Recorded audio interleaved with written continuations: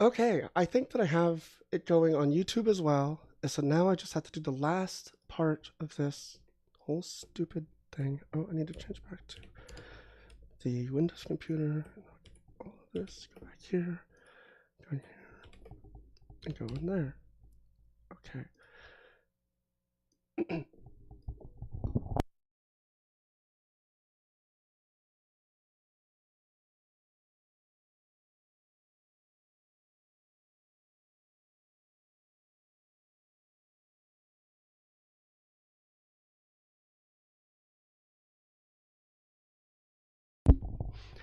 um, Landine Anderson, what is the argument? The argument is that no one should ever be in a cult. Christianity is a cult. Don't ever be in Christianity. Don't ever consider yourself a Christian. Don't worry about it. Jesus, if a person named Jesus died a long time ago, it does not affect you. It's not relevant today. Like, honestly, just forget it. It's really old, ancient. It doesn't matter that much. You can read about it in like religious history class or something, but you do not need to worship anybody. It's nonsense. It's just about control. So um, you can just pack that up. You don't have to be in the mind prison.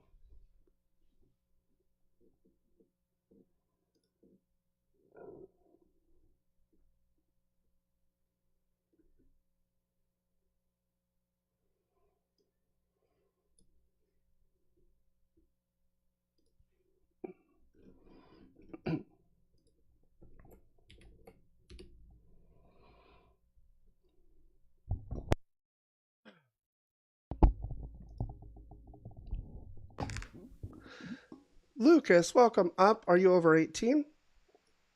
Yes, I'm 32. Awesome. Thanks for coming up. What do you want to talk about? Um, kind of interested in what you believe. So I'm a deist, and I don't necessarily need God, but it makes sense that there's a creator to me more than just the universe has always existed and always will be. I'll say that. So I'm kind of wondering what you believe. Like, are you more like an agnostic atheist, straight atheist, like there's just no evidence and you're not going to believe until it, or maybe you're open to certain things, or what? Um, yeah, I guess I am probably agnostic atheist. I know as far as most religions, most like theist gods. Hey, pen and paper. I don't what deism and isn't a cult. Do it, lady. I don't know what that means. Um, I fuck. I'm sorry, I got so off track from the chat. Starting over. Um, yeah. So there could be a god. Like I see what you're saying exactly. Like exactly where you're at is kind of where I'm at, except for I lean more towards the universe is eternal. Why not? Or it was a god and they left. But it doesn't really affect my life today, so I don't really think about it.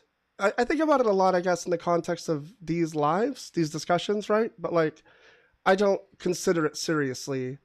Um, and then as far as like most theistic gods, it's just like that doesn't seem real. Most all of those seem like really easily disregarded.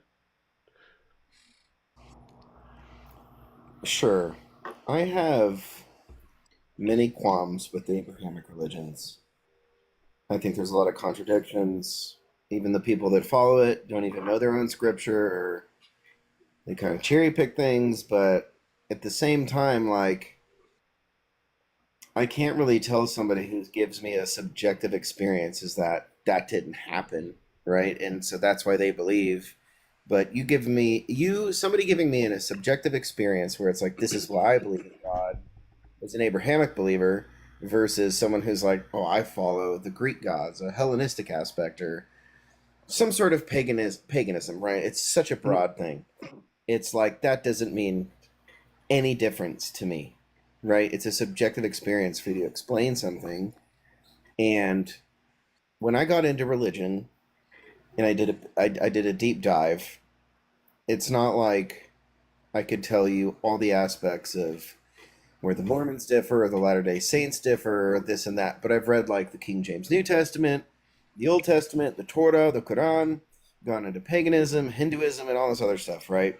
And then got into science, and science was the first time I was like, man, that don't make sense. How is that possible? It's a theory. We can't even prove it. We don't even know how that works.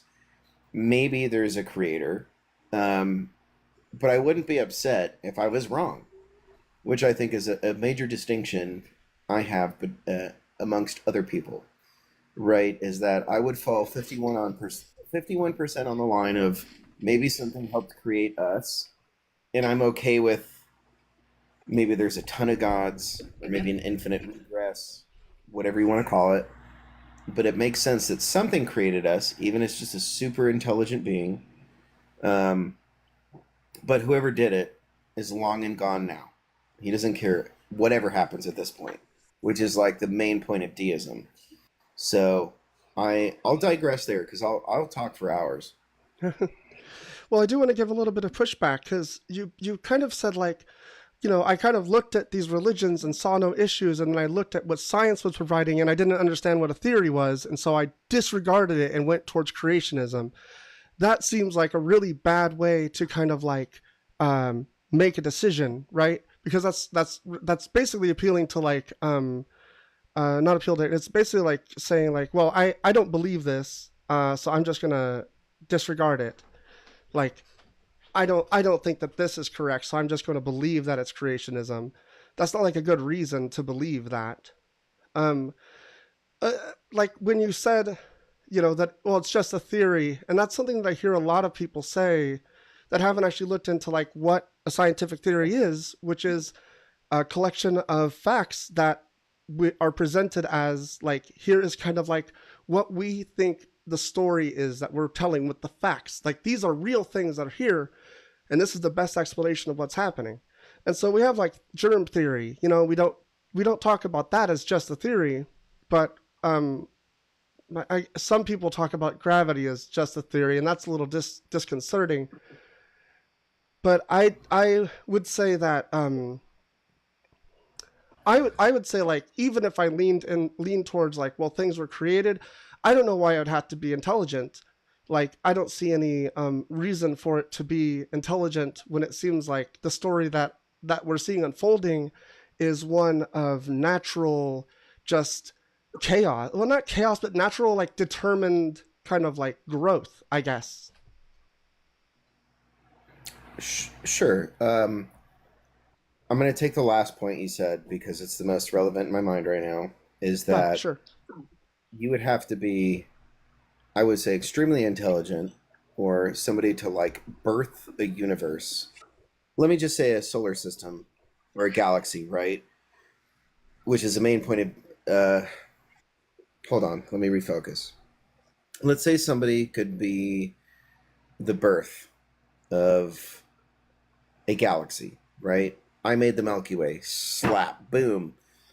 I put all these stars into the aspect of this galaxy, right? And naturally, cosmic dust forms, and Einstein's theory of relativity, we start getting orbits, and mass attracts mass, right? Everything has just happened to the way the natural law works, the way it was created, right? Because that's all we know as humans, right? Like, we can't really go outside of that. As far as we know, maybe it's possible, I don't know. So I'll say that on that. But on your other point of like, oh, well, this doesn't make sense, so I'm going to institute this because it doesn't make sense. So there are certain things in science that are empirical, right? That make sense to me. Like, let's just say classical physics or thermodynamics, right? I have never seen that been proven wrong, right? But when we talk about like consciousness theory or certain things that might broaden the perspective of like, could expanse the cosmos, but it's totally unproven, right? Or like the Big Bang is a really good theory, right? We completely observe the universe expanding. I will never argue that. It is expanding, that we observe that. We know that for a fact. And the Big Bang is probably the best theory to prove that. But if you talk about a point of singularity, Show me the mathematics and science behind a singularity that is just this hot, dense point, right? Show me the mathematics in that, and nobody can, right? But it's a good theory. Like there's a starting point that makes sense, right? A singularity point, but when you get into the mathematics behind it, it's just saying like that's the only thing that could, come from that, as far as we know. So I will say that on that point, and I think you made one other point, but I don't remember it. Well, I don't really quite understand. It sounds like again that you're just saying like, well, it's an argument from incredulity, right? You're just saying like, well, I refuse to believe this. Like, you don't have an answer for this, so I refuse to believe it. And because I don't know what it is, I'm going to say it's a god. I prefer to just say I don't know. Like, I don't even think it's worth assigning, that much. Like, I think it changes how Sure. you think about things in a way that seems like fanciful. It seems not grounded in reality, right? Like to just like, well, when I have a choice between things, I will choose whatever I want. Sure. So I think this is like the major distinction between what I believe in atheism, right? So, like I said before, I'm like 51% on the like, there's probably a creator, but I could be wrong. And you're on the like, until I see evidence, I'm just going to stick to this side of the fence. And I think that's the main difference in what you're talking about versus what I talk about. Because I'll never tell you that, like, I can give you empirical evidence for, like, an all knowing God, right? But with how big the universe is, it's just kind of an opinion to me. And I'm not going to say you're wrong for what you said. I Mhm. fall on one side of the fence, and it is an opinion. I can't give you empirics on why what my opinion matters more than yours, right? Sure. Because I feel Yeah. like your empirics are just as good as mine, right? They're not there. We don't know what to do. You choose not to believe. I choose to believe a little bit more, Mhm. but I'm a little bit more logical, and I could be wrong. I don't believe I know the truth. It just makes more sense to me to believe that, for lack of better words. Okay. Well, I mean, like, I don't have a huge issue with deism. Honestly, your description of things sounds like you kind of understand the facts of the matter the way that I do to a large degree. There's a few things that the chat's been like getting mad about or whatever because you said singularity, which I think the term is like outdated now, but I think you kind of meant exactly what people are saying is just the point where mathematics break down. I think that's what you're getting at is the point where we don't understand what happens there, and so we can't explain it right now. Um, Yeah, well, I mean, it's quantum mechanics and quantum physics, but we know the universe is expanding, and the point of singularity is the point where it expanded from. But that's the best way I can put it. But like, yeah, I challenge anybody to be like, show me the mathematics of this hot, dense singularity point that didn't have mass and then was like, boom, and then had mass and everything starts to expand, and they're like, I don't know what to say. mhm, Because I don't understand quantum mathematics or quantum physics. Like I understand certain things, right, in physics, like 9.8 meters per second squared, calculated acceleration is ground level atmosphere. Like we can do that, right? When you get into quantum mechanics, dude, I get confused. When you put a triangle in the uncertainty principle, bro, that you know how much math is behind the triangle? More I than I don't want know. to do. I don't know, but I don't know enough about. I'm not like much into math and science myself, despite a lot of reasons I should be. But like, so I tend to not like. I try not to like speak too heavily, I guess, on it one way or the other, unless I want to do a lot of research. And since this live is more about Christianity, I just don't want to expend that much time on it. So, at any rate, yeah, I would say, I think, I like keeping an open mind.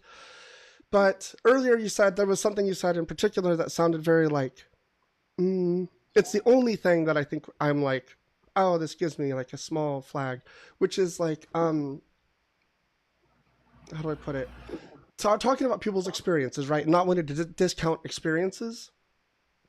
Where I totally understand the impetus for wanting to say you had an experience, and I believe they did have an experience, but I think that people attribute too much to random things, kind of like you're doing, where you're saying, well, I don't know what it was, but I think it was this because it just feels right. It just feels that way to me. And so a lot of people will be like, well, I had an experience and I don't know what it was, but it was Jesus. That's what I think happens. And I think that's the wrong kind of way to come to a conclusion. And I find that actually very weird when people have experiences have nothing to do with the Bible or Jesus. It's usually just like I saw a figure and I felt really nice and I knew it was Jesus. And it's like, wow, like that's divinity, like just divine. It's insane to me. It's like nothing about that sounds like what I would expect, I guess. It just sounds like, well, it's because of the culture. And Hey, I love what you're talking about right now. I need you to be more specific in what you sorry. want to ask me because there's so many anecdotal experiences between human beings. Like if we want to classify as like anecdotal experiences that are only Christian based or Abrahamic based, or like anecdotal experiences versus human beings, I think that's two totally different conversations. So would can you be a little bit more specific on that, because I feel like I know what you mean, because anecdotal experience matters, but like if it's just on like Christianity, right? A lot of people are indoctrinated, or they come to their own accord, or they believe it versus whatnot. Hmm. If you believe something, you might see something, right? Hmm. So if it's just the all of humanity, right, all of it, I think it's a different conversation versus Christians who Jesus. I don't think it's that much of a different conversation. I think most of humanity right now has a belief in some sort of a god or something. A lot of people believe in like spirits and ghosts and stuff like that. Like people are very open to the idea of paranormal things, and I think that when things happen to people that they don't understand, they immediately think that science then doesn't understand, then they immediately think that this is paranormal, then they immediately think this is whatever flavor of thing that they like most it is. And this happens nearly every time that I see somebody talking about, something that happened to them. It's never it's never like really a different kind of thing from what their whole deal is about, right? So if somebody is like, I'm, really into oh, I don't know, like ghosts and things like that, they will see a lot of ghosts. They will find a lot of evidence for this, but they won't have a lot of like demon encounters or like Jesus encounters. Yet the Christian will have a lot of these demons and Jesus encounters because that's what they're looking for. So I think you're kind of saying what I'm saying, but I'm saying more people are doing this than I think you're allowing for. I okay, I'll say this. I think there is something that happens in a spiritual sense nobody can explain, and everybody classifies it as something different. Christians may say it's God or divinity. Ghost hunters who are super atheists are like, it's a demon, right? Or somebody else. And I think there's certain levels of spirituality that maybe something's malevolent or maybe peaceful, right? I'll say that. There's a spectrum to it. But I think everybody classifies it as something different. So let's just get rid of my last argument. Let's go into this. Anecdotal experiences based on spiritual experiences. Um, because I believe in that. There is, man, even the Catholic Church, they hire exorcists and they're confused on how to do it still. They rely on a book to do it, and it's extremely hard for them to do that. Um, Jews That's do it not too. real, right? They're faking it, right? You know that they don't, like, the people doing this, they might believe it, but it's not real. Like Yeah. nothing is happening in these exorcisms and stuff. I don't know. I think it's very rare that there's cases that can't be explained. Um, but for the most part, I think that's why the Catholic Church is extremely rare and very secretive into doing exorcisms. Um, but I think they were It couldn't very be they were because very it's open like at the beginning. non. But It's like obviously not real, and that if they made this more public, 98%, that would be 98% is psychosis. Like 98% of psychosis. I'll give you that. But like there are certain cases that are like let's take one instance that was turned into a movie or a Netflix special like Emily Rose, right? That was one case that is still unexplained to this day that involved the Catholic what is Church, unexplained about it? What is modern unexplained about medicine, it? Emily why she Rose. why she died. I'm sorry, why she was unalived.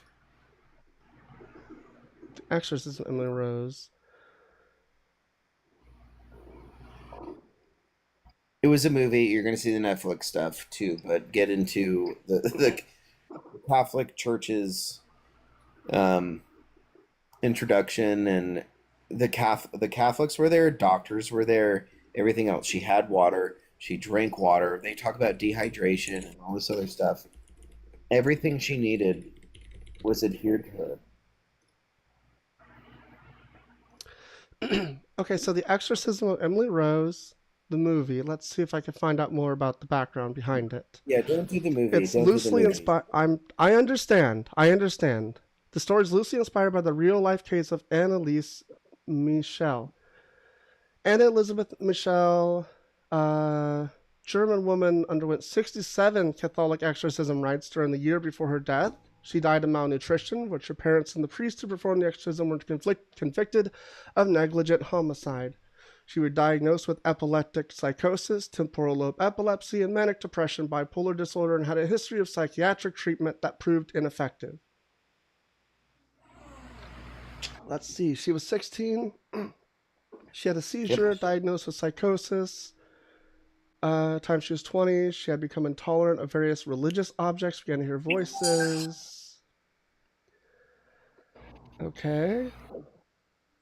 Then they became It's one convinced of she was those cases possessed. that's very rare, and malnutrition was crazy. She was offered food, given food, everything else, right? She was forced to eat, which is one of the craziest aspects of this case, is that she This was sounds forced like to eat. this sounds like meant like just she's got psychosis. Like nothing about this sounds supernatural at all. So if you ingested the food you needed to eat and you were forced to do it, you could not be malnourished. Can you show me where this happened? I don't see this claim. I don't understand what you mean. It's probably been a couple years since I looked this up. I did a big deep dive into it. Like offhand, no. Right now, I can't, but I would love to send it to you in a DM later because I'll agree with you in this. 99% of all like exorcist crazy cases of this is God, demons, or whatnot, it's just bullshit. The same thing I think about aliens, right? I think aliens exist. Most of it's bullshit that you read about or whatnot, but this is a case that was the most observed by the media ever by the Catholic Church, or from the Catholic Church, I should say. After that point, you're not going to read a fucking thing about it ever. After that case, Annalise, I don't remember her name, you won't Yeah, find one case Michelle. the Catholic Church claims. Not one. Okay. Because I don't, I'm sorry, go ahead. what were you? Because what?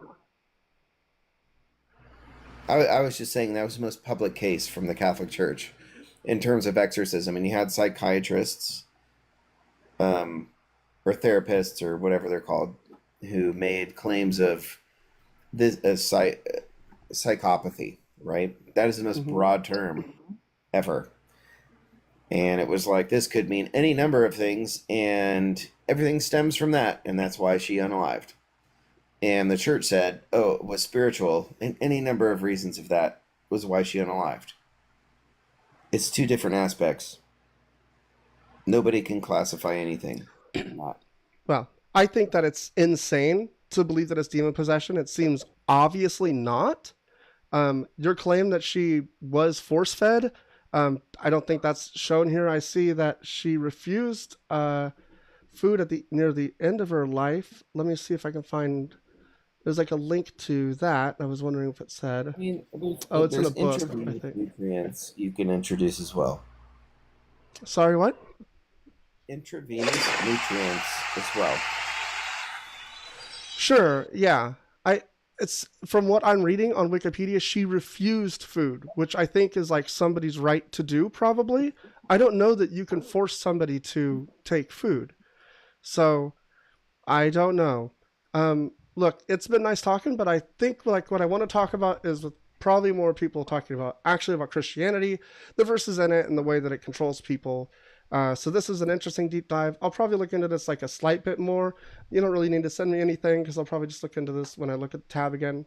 But it's been good talking. Hey, hey, you know what? I'll send you a couple links on that. But I hope you have great conversations, and you probably won't. But I hope you the best of luck. Okay, why do you say I probably won't? Because both you and me agree on certain aspects of Abrahamic religion. Okay, you don't mean on my end. No, not on your end. No, no. They're Or- just going to be like, you have to believe in Jesus because of Jesus, and God is God. And you're like, well, what is God? How is Jesus proved? And this and that. And you're like, well, let me give a couple points. And they're like, oh, well, you don't have a personal relationship. I know everything that goes on in that conversation.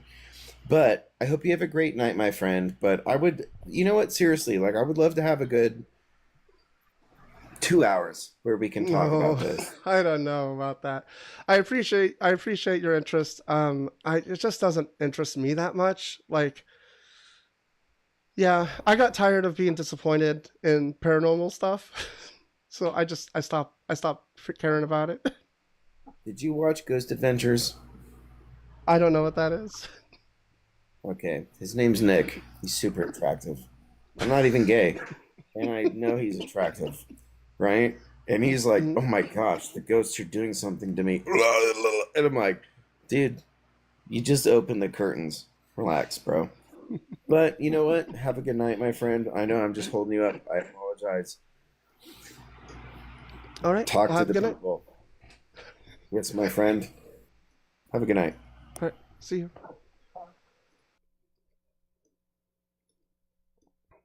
Okay, excellent. I think now's a good time. Oh, I'm gonna do this. Actually, since I think this isn't like getting the like the interaction that I want, I'm going to change the background.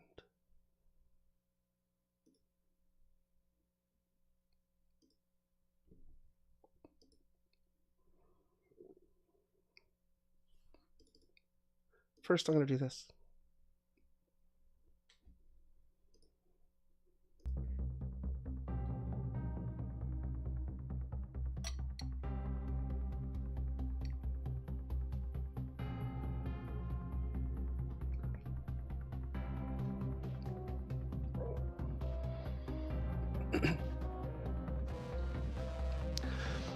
I've been watching Mr. Robot lately. Um, yeah, I've been thinking I'm gonna do like ad breaks every once in a while where I will like say feels like old Metro. It does.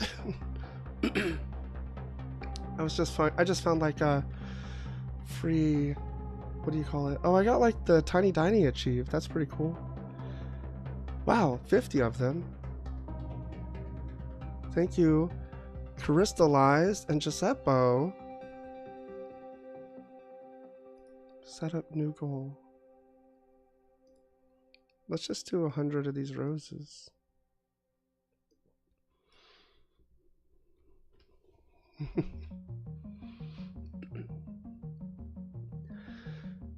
So,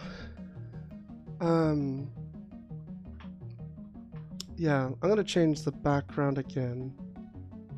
Ad breaks over. Actually, I need a drink.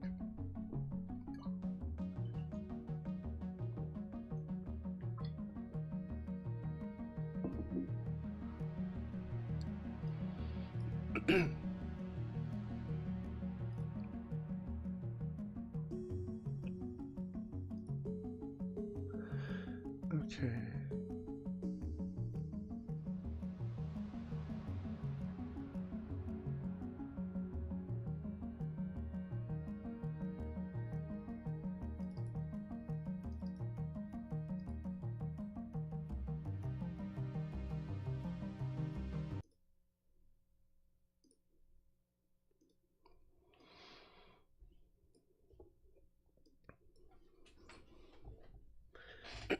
Thank you all for coming by. I appreciate all my friends showing up. I think that's everyone that's here basically, or just my friendly people. I don't think there are any Christians in the chat. I don't know how to make this go to more people. This background seems to get people, I think, but I'm gonna try to go live more often. I have a few subscribers, so like I really need to put in some work on this, and I don't know. I've been pretty depressed and unmotivated to do things lately.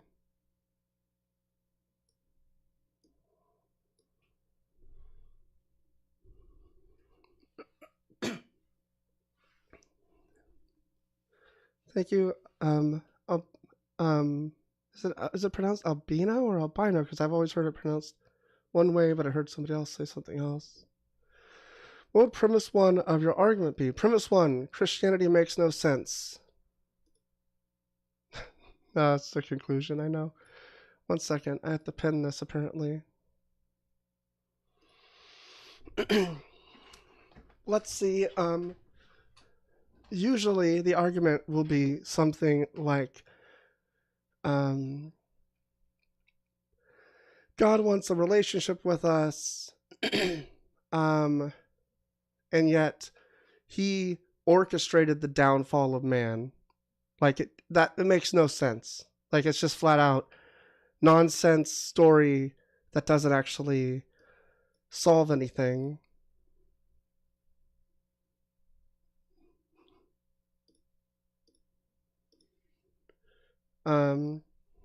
So yeah. Here for your hard work and openness, love your authenticity. Well, thank you very much, Carice. Carice, I think. Hey, egg rolls, good to see you.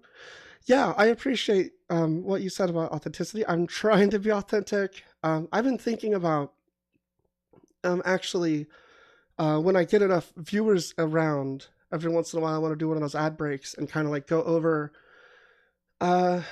I guess, kind of my values, where I stand, because I know when I'm watching people stream, I like to know, what are they like? Are they a good person? Like, I don't want to like necessarily be, on their side if they end up being like some really awful person. And I feel like, oh, wow, like now I have to really critically think about everything that they said again.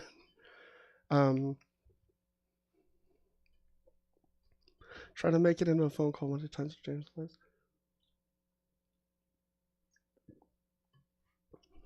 I need to get another sub to Daniel.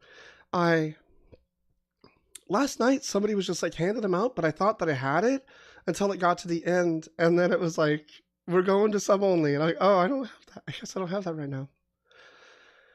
But yeah, it was Sheikh Zulu. That's right. I remember that. That was a really good live.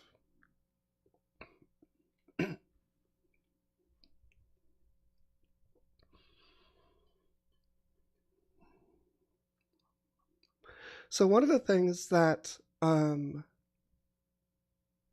would like to see happen is if people questioned Christianity and they questioned the idea of authority and power structures and this like blind obedience, And they really started to look at that aspect of it. Because I think once you look at that, all the other stuff, all the nice stuff, it doesn't help that much. When you start seeing the really bad stuff in the religion, loving your neighbor is just the thing you were doing before you became a Christian, right? Like, it's just who you were before. You didn't need the religion for it, is what I think.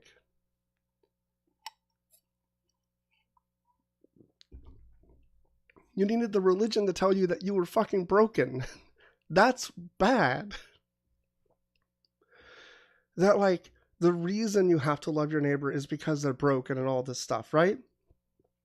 It's like this warped misunderstanding of who people are, how they behave. I like myself better now because I don't have to please or placate awful people. Yeah, right? Like, I think the amount of times where something happened in church or like in a group setting, I want to be clear that I never experienced anything super traumatic at church. I feel like when I talk about this, it always sounds as bad as other people that have experienced very bad things. And I don't mean it to sound that way. I just mean that there were times where I felt uncomfortable at church, around other people. My church was honestly not too bad, I think, because it kept me around for a long time. But yeah, just especially around like the topic of homosexuality and queer stuff, and it just was a very like, I don't like how this feels to be around this, and I don't know that I agree with what's happening, and it was very hard to reconcile, like, how do I feel about this with what's going on. I like being able to love people without worrying about their souls. Oh, Ken, agreed. That is one of the worst things. I remember when my youth pastor tried to take me out to do like this evangelizing thing, and I'm just like, do we really have to like go talk to people about this? Like, can't we just bring them food? And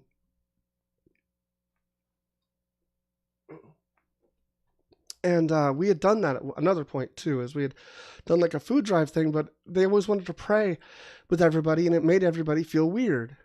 And so it was not cool. The motivation behind the kindness was all wrong. A follower of Jesus on YouTube says, blind obedience and faith are two different things. I suppose that's true. Like, faith is believing in things you don't see, and blind obedience is obeying.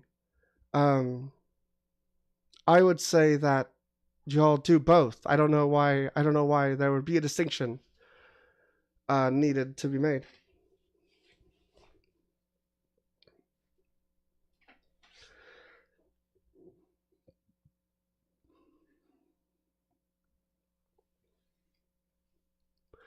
So,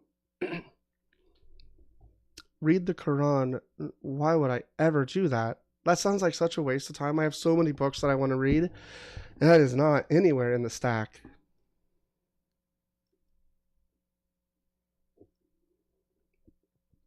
1 Corinthians 2:14. Let me see what that says. 1.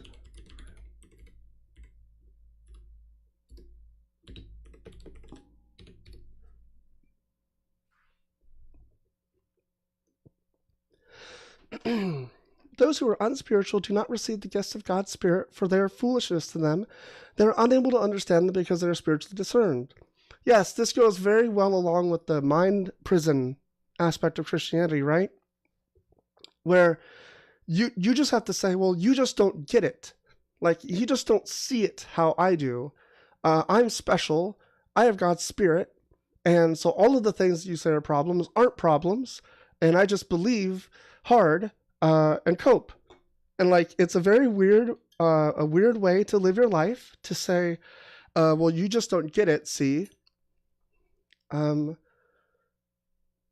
fact, I think, is this...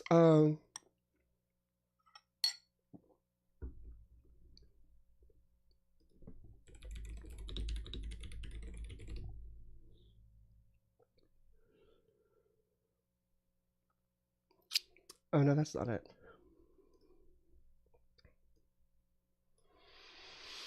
Well, we've got a couple more viewers, but nobody wants to come into the request box. I guess tap the live screen love thing. My God. Um, what would you call it? Share it. I appreciate the gifts. Shalay, thank you for the tiny tinies. 28 of them. Wow, thank you so much. The Go Populars, egg rolls, always awesome to see you. Pretending to have special knowledge is a red flag. They view their own thoughts as revelations, and dishonest disagreement is considered hostile. That's 100% true.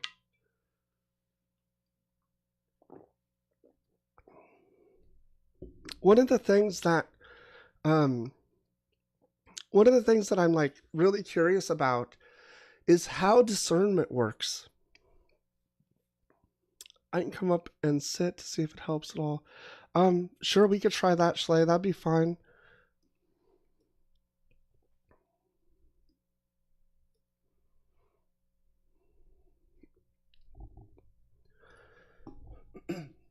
But like,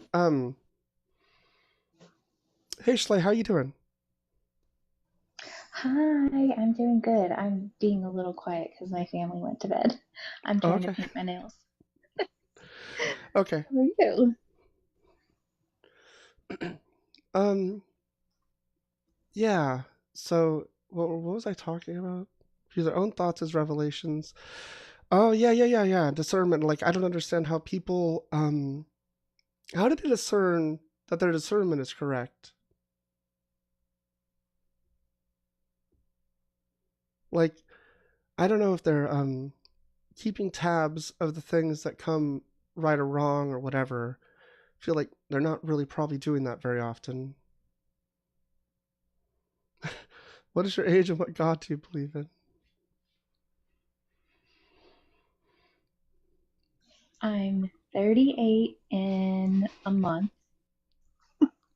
roughly a few weeks, I guess. And I believe in no gods. Those are great Also, answers. also, what's the difference between discernment and um, intuition? Yes. One is worldly.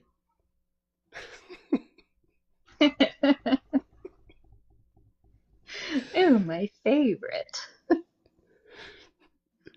It's so silly. They just have to say like buzzwords, and it just is like Mm, that takes care of that. But yeah, I think there's not a lot of difference, and that was one of the things that made a lot of the little miracles fall away. Was realizing how much of it can be guessed, how much of it is probably like background processing going on in my head, hmm and none of the little things meant anything. They didn't lead me to something better, or like they were just like, oh, that's neat. It was just like choosing to believe it wasn't a coincidence.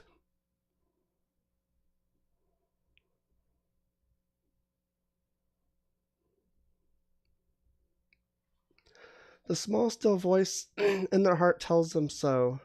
Yeah, the small still voice. The Holy Spirit is just your own inner conscience. It's so silly.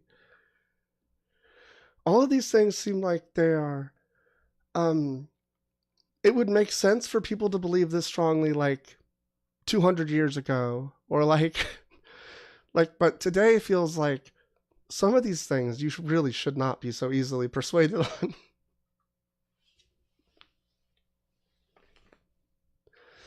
Arrogant superiority complex leads to the overconfidence that every thought they have is correct.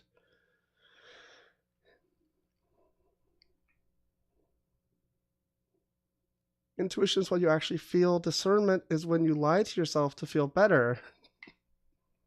Okay. That's a pretty good point.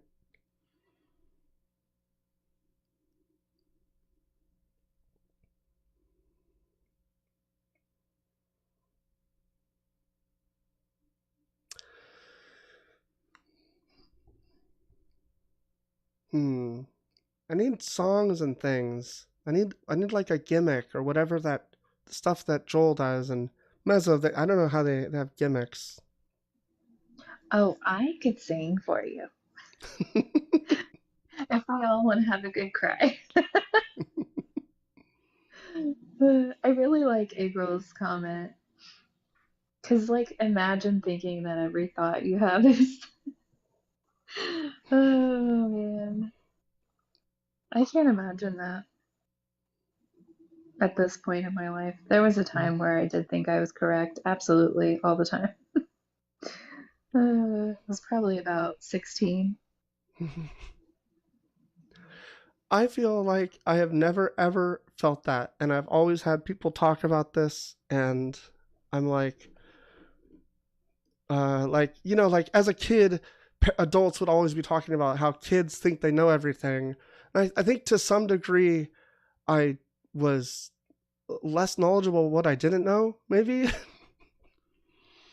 But I don't think I ever felt like I am an expert on everything. I felt like there were certain things that I was like really arrogant about, but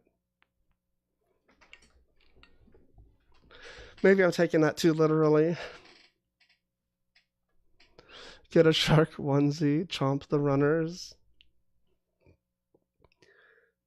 I was considering putting like the shark toy in front of the camera and just having it be kind of like sitting there. But I have to figure out, I have to like move a lot of stuff around to get the kind of like that scene or whatever. Maybe I'll do that. Oh my gosh, Chum the Live, and Chump the Tag the Runners. stream, the chum, the live. Atheist drone live. I don't know what that means.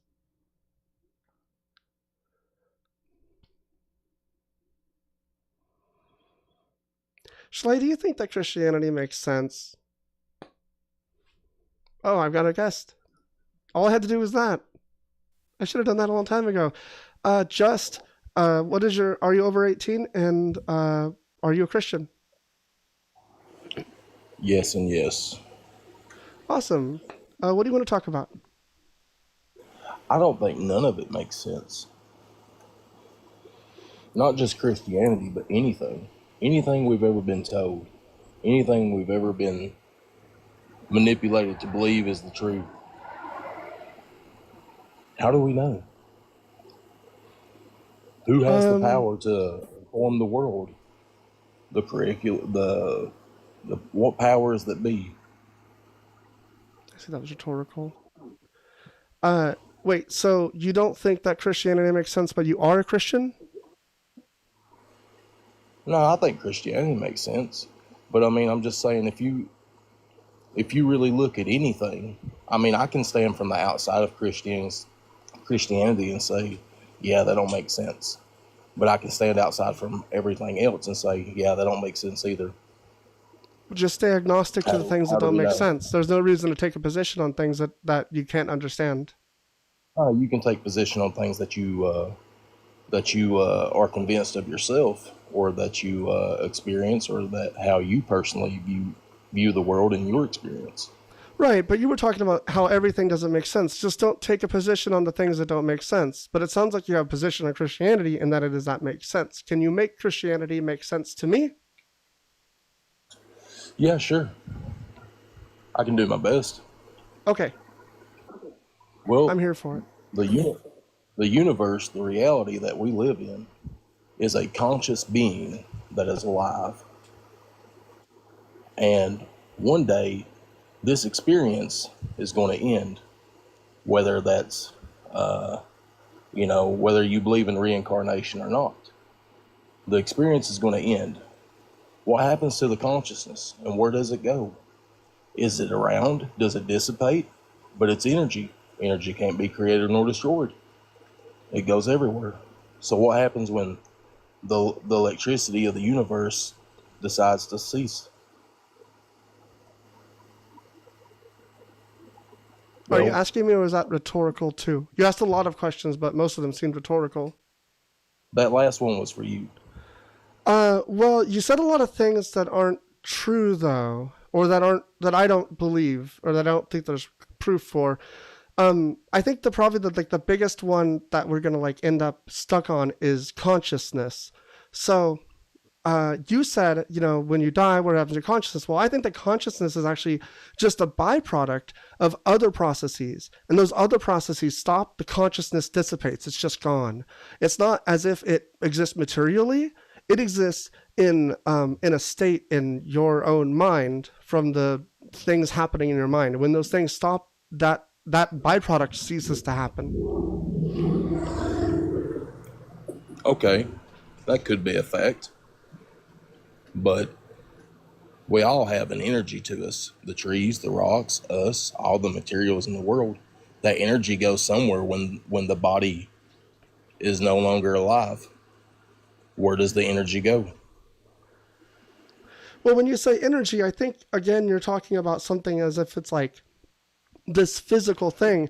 My understanding of energy is actually just like the ability to do work. And so, like Agril says, it's dissipated as heat. And I would say that makes the most sense if you think about it that way. But like, then where does what the we're heat talking go? about is just like all of your processes in your body stop working because they break down. You cease to be alive, and then your body remains, and that's that. Like, it's not like there's some magical thing inside of you running you. That's all just byproducts when you put it like of the that. different chemical reactions.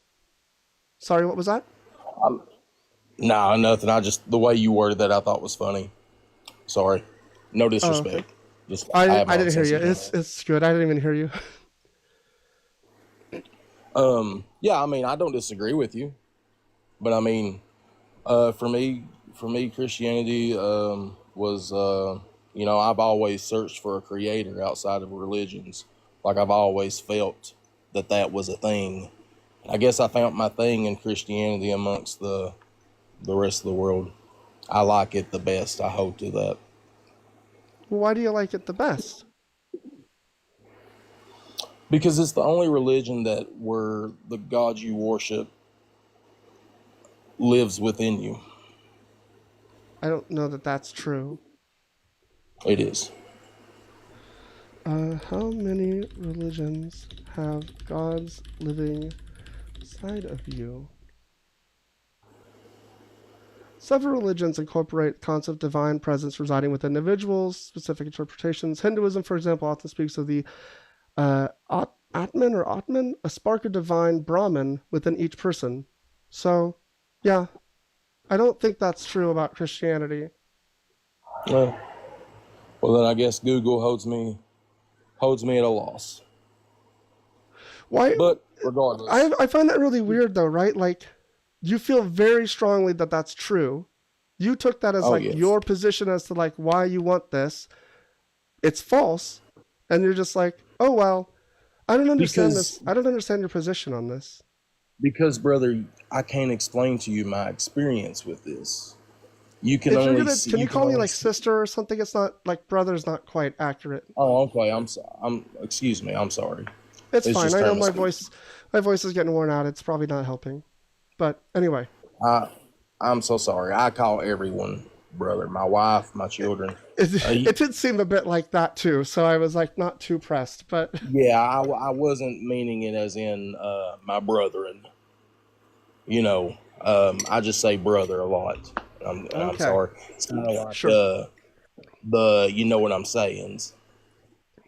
You know what I mean? Yeah, just make an effort the next time. Gotcha. Anyway, no, I got you. It's done. But yeah, I mean, my experiences with it. I can't.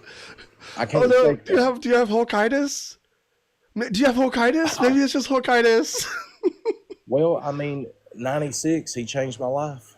I mean, he went to the dark side. No, I don't have Hulkamania. That's what it was. Hulkamania. Hulkamania. Yeah, no. I don't have that. I just, maybe it's something I incorporated from wrestling, but I wasn't really a big Hulk fan.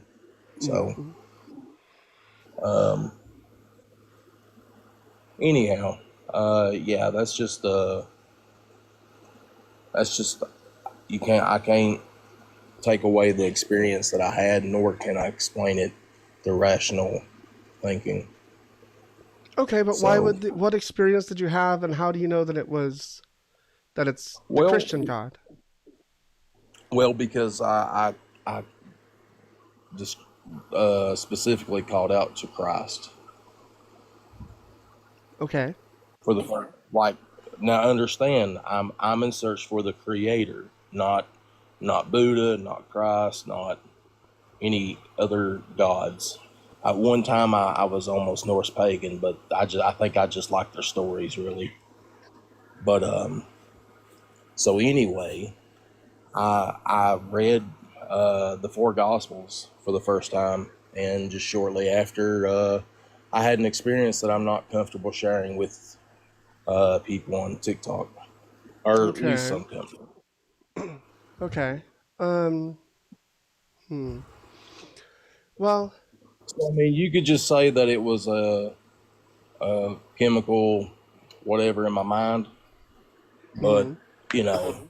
but it's my truth, and it's hard to tell someone, well, your truth is wrong because all of this.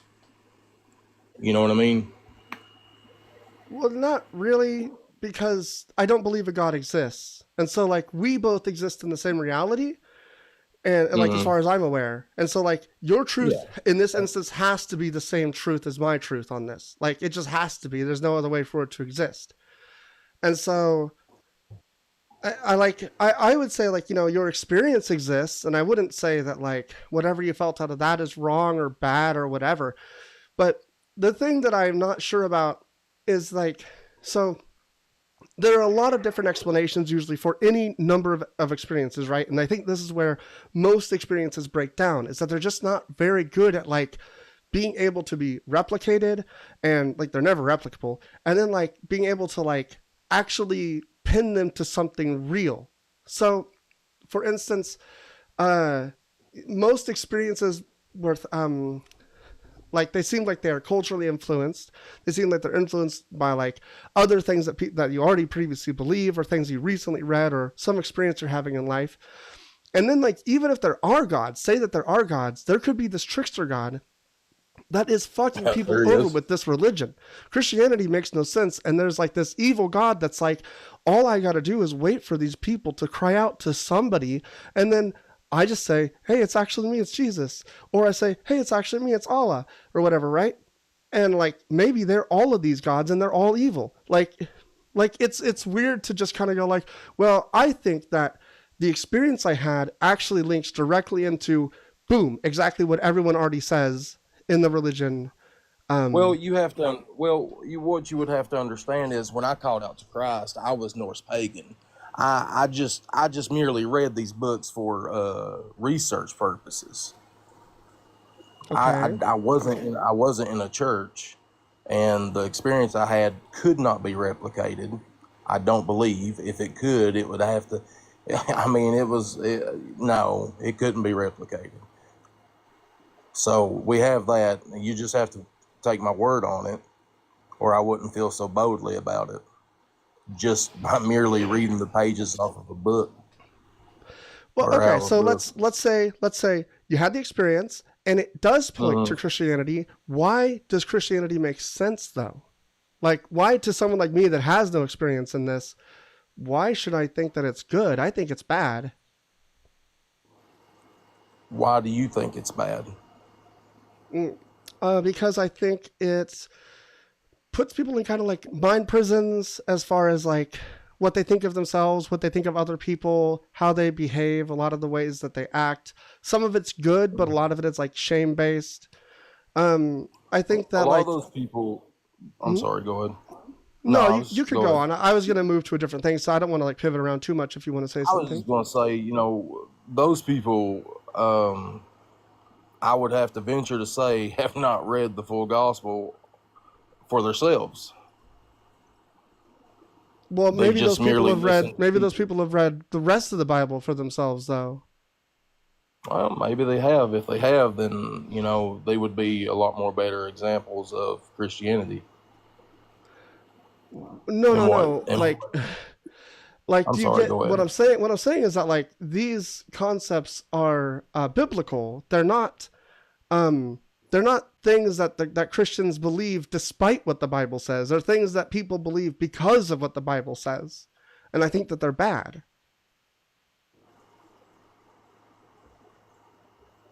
So for instance, in Proverbs 3:5, it says, do not rely on your own insight.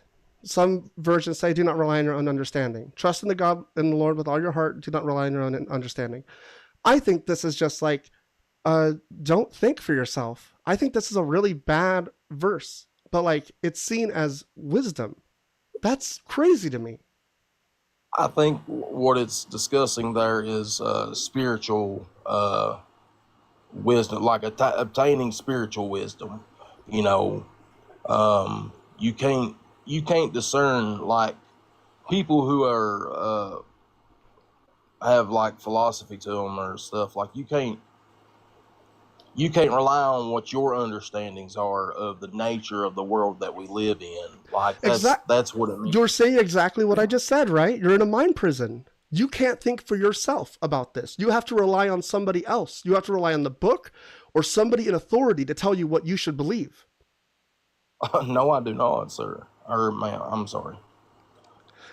Why? Well, you just said that you cannot rely on yourself to understand the world. Okay, so what I mean by rely on myself to understand the world is like the nature and the being of the world we live in. Like, you know, as you would say, like the actual reality of what we live in. Like not just the flesh and bone, but down to the what is it called? I'm sorry, I can't think right now. The quantum soul? physics of it all. Oh, okay. You know, I mean, just the mechanics of the reality we live in is beguiling me, and you know, so I try not to try to understand it, you know, the way I used to, and I just have faith that that the way I worship is just right for me. And I don't need a church to tell me. I don't need a person in authority to tell me. I'm in search for the Creator. I found it in the Bible. I've read the Bible. I don't get along with other Christians. So I think I'm right on my stance with other Christians in the way I believe, in the way that I have fully, well, I won't say fully, but studied enough to get a good foothold in the direction that Christians should be taking. Okay. And it's not the way they behave today, and it's not their ideologies or their bondage in their mind. It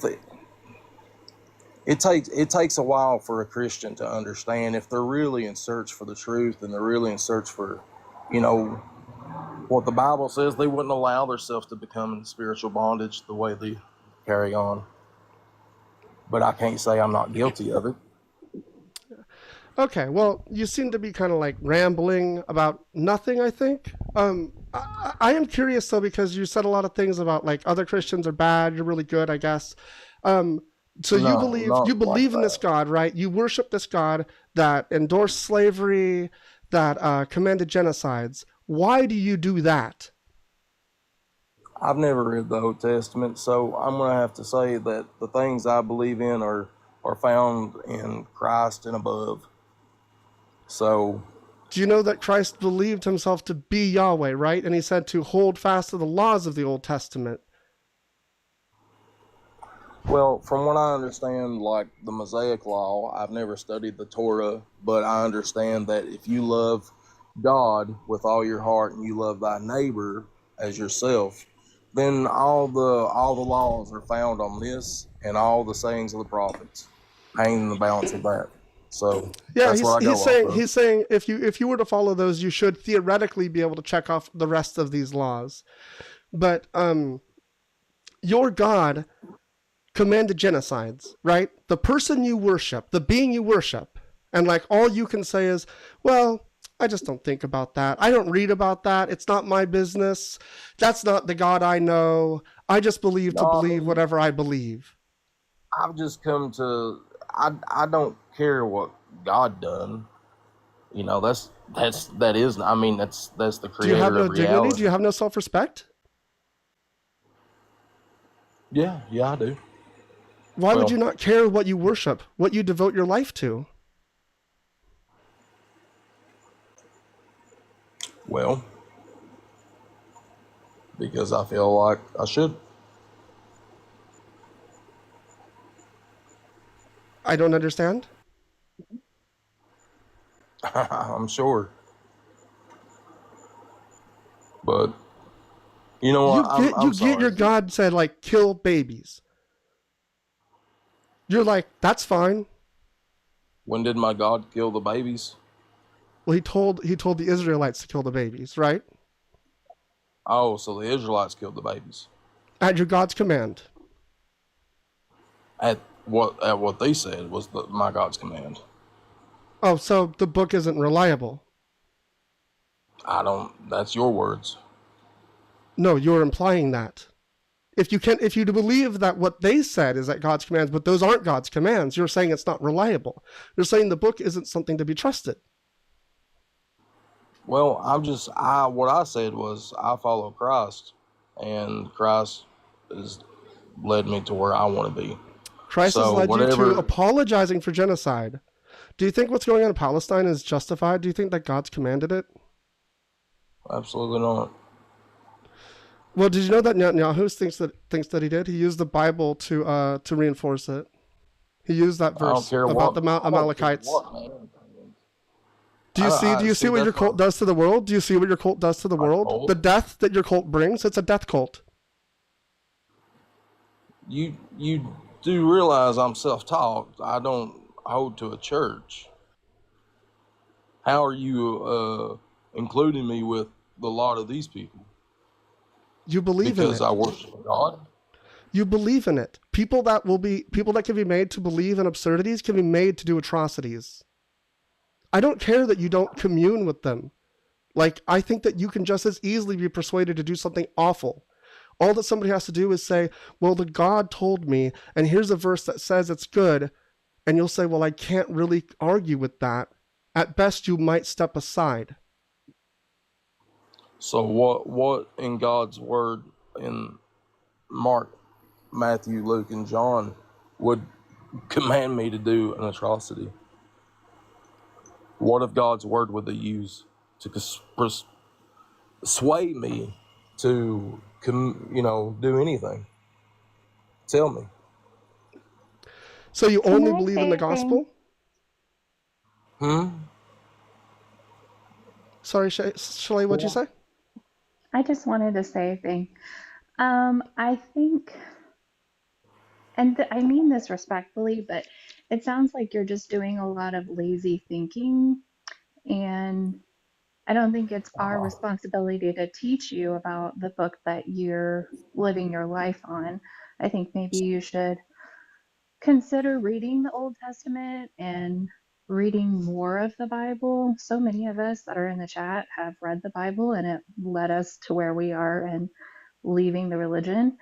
But, if you're comfortable with just, lying to yourself about it, then I guess carry on. But so um, you feel responsible for the way I conduct myself in life, regardless of the works I've done in this life and service for the God I worship. You would have me to want your mindset and your views and your, how you say, dismantlement of your beliefs. I don't care what you do. But you just said it was your responsibility of what I've done and what I believe When did I say that? in your introduction. I don't know that I I said that. I did not hear that, but maybe it was a misunderstanding of something, No but I one don't heard remember you. No everything. one heard. No one in the chat heard this person say it's our responsibility. I said it's your responsibility to read the book that you're living your life based on. I remember that. Okay. Oh, okay. Well, maybe I was mistaken. Excuse me. But It regardless, just, respectfully, it just seems lazy. And how does it seem I think, lazy? I think that you have the capacity to think for yourself in a bigger way than what you're selling yourself for at this And point. what have I sold myself for? Well, you said that you haven't read the Bible. Mm. Well, actually, what you said, at first you said you read the whole Bible, then you said, no, I haven't read the Old Testament when questioned about the Old Testament. Maybe you should read the Old Testament. That's all. But if you don't want to, cool. Okay. That's all. Cool. Yeah, I think I will pick back up on. I did start on Isaiah once. I think I'll read the book of the prophets. Good You're idea. absolutely right. Yeah, yeah. I'm not ignorant to the horrendous things in the Old Testament, but at the same time, I didn't. I'm sorry, I accidentally muted myself. But at the same time, I didn't have my experience with the God of the Old Testament. I had it with the one of Christ. So, But Christ is respectfully, the God of the Old Testament. Like, that's the whole deal. You can't separate them. well, well, regardless, he's, you know, he's given me a lot. So who am I? So it's cool. To Like, so okay, if someone gave you a lot, does it justify genocide? let me ask you something. Do you think the comparison to a human being to an ant is great? Do I think that human beings are greater than ants? They are bigger, and like, Yeah, it depends on what you yeah, mean. in Ants can scale. carry a lot more than humans. Yeah, they can pick up what 6 to 8, 10 times their body weight. Yeah, I'm talking about in scale. Sure, humans are And big. just yeah. Okay, then the scale from an ant to a human to a god is much greater. Hmm. Then I don't kn- I don't know the full stories of the Old Testament. I don't know what these people said in God's name. This is what we're doing. Even Hitler said in God, for God we do this. You know, but I don't consider Hitler to be a righteous man. That is a weird So pull. Have you ever heard of what a thought terminating cliche is? no, I'm a simpleton. If you can't tell. A lot of people haven't heard of it, so I thought I would ask in case you wanted to know what it meant, because I think that's what you're employing here. When you basically say Oh, his ways are how higher, can I you're employ basically ammo that I just didn't know I stopping your had? thoughts. You're just not Secret you're weapon. not thinking about it My anymore. You're master saying, I tool. don't have to think about this. Mm, that's a clever way to counter somebody's belief. Well, your belief is, I don't think about this. I think it's a No, bad my belief. belief is that God is the creator of reality. Who am I to say, hey God, So a genocide is okay what? sometimes. Here's the thing, right? Here's the thing. The God you worship is supposed to be all good and all powerful and all knowing. But these Mm, things that he's purported to do in the book that is supposed to be about him, that's supposed to reveal his character and let us know who he is, they let us know that he's a monster and that he's not good, and he's not even the description that the New Testament gives about love is patient and kind, it is not jealous. God is a jealous God. Like, these things don't add up. And so maybe there is some personal God that's like super great and whatever, but it's not the Christian God. The Christian God is really bad. And once you start picking and choosing, you then have to take a lot of baggage that you don't really want. And I yeah, think yeah, I think a lot of the I'm getting baggage that is baggage also right just in now. like the hierarchies and the things that it says that people should abide by. I think that there's like bad advice in this book. Well, let me tell you my original thought, and I guess maybe it can show how parallel it is with Christianity, and maybe that's why I went with that. My original thought is that we're made up of energy and atoms and molecules, and when we die, it just disperses back out into the universe somewhere, and our consciousness possibly went to another plane of existence, or it didn't go nowhere at all, and that was hell. So, I mean, it kind of just went parallel with Christianity. Maybe I did take on, some extra baggage that I'm not really sure how to articulate an argument for. But Okay. you know? Yeah, I would just be more critical of this. Like, it sounds like you're not deeply rooted in the community and stuff, which honestly, I think the community aspect of is the hardest thing to leave behind. So if you're not deep into that and you just find this to be like comforting, I think there's other ways to get the same comforts. I think that finding out what's true is better than believing something because it maybe is true or maybe it feels good. But I don't think that But it, I don't I don't believe think in that it it's because true. maybe it feels good. I don't believe in it maybe, you know, that it might help me out one day.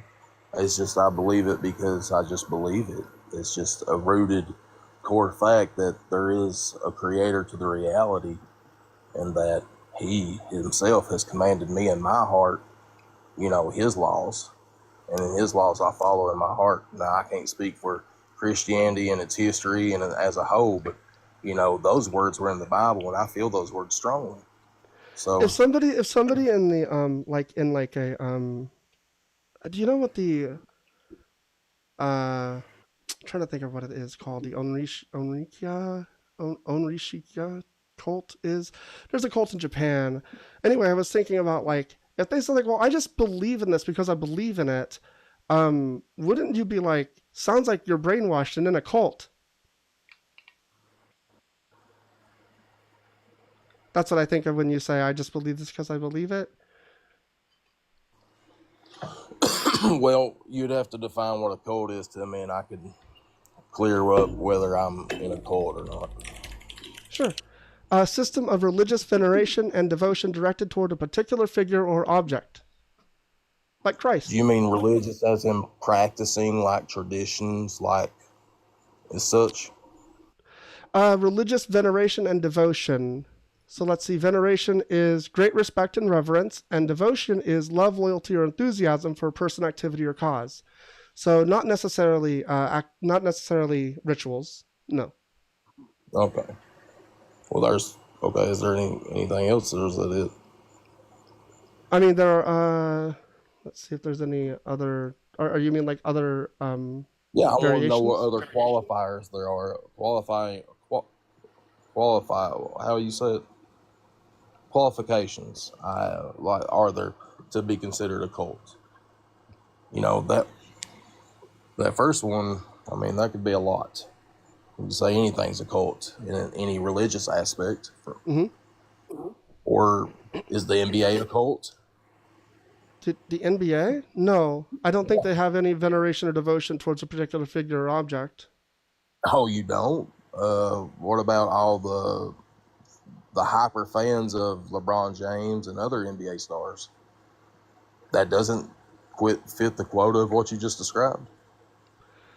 I don't think it's religious veneration and devotion.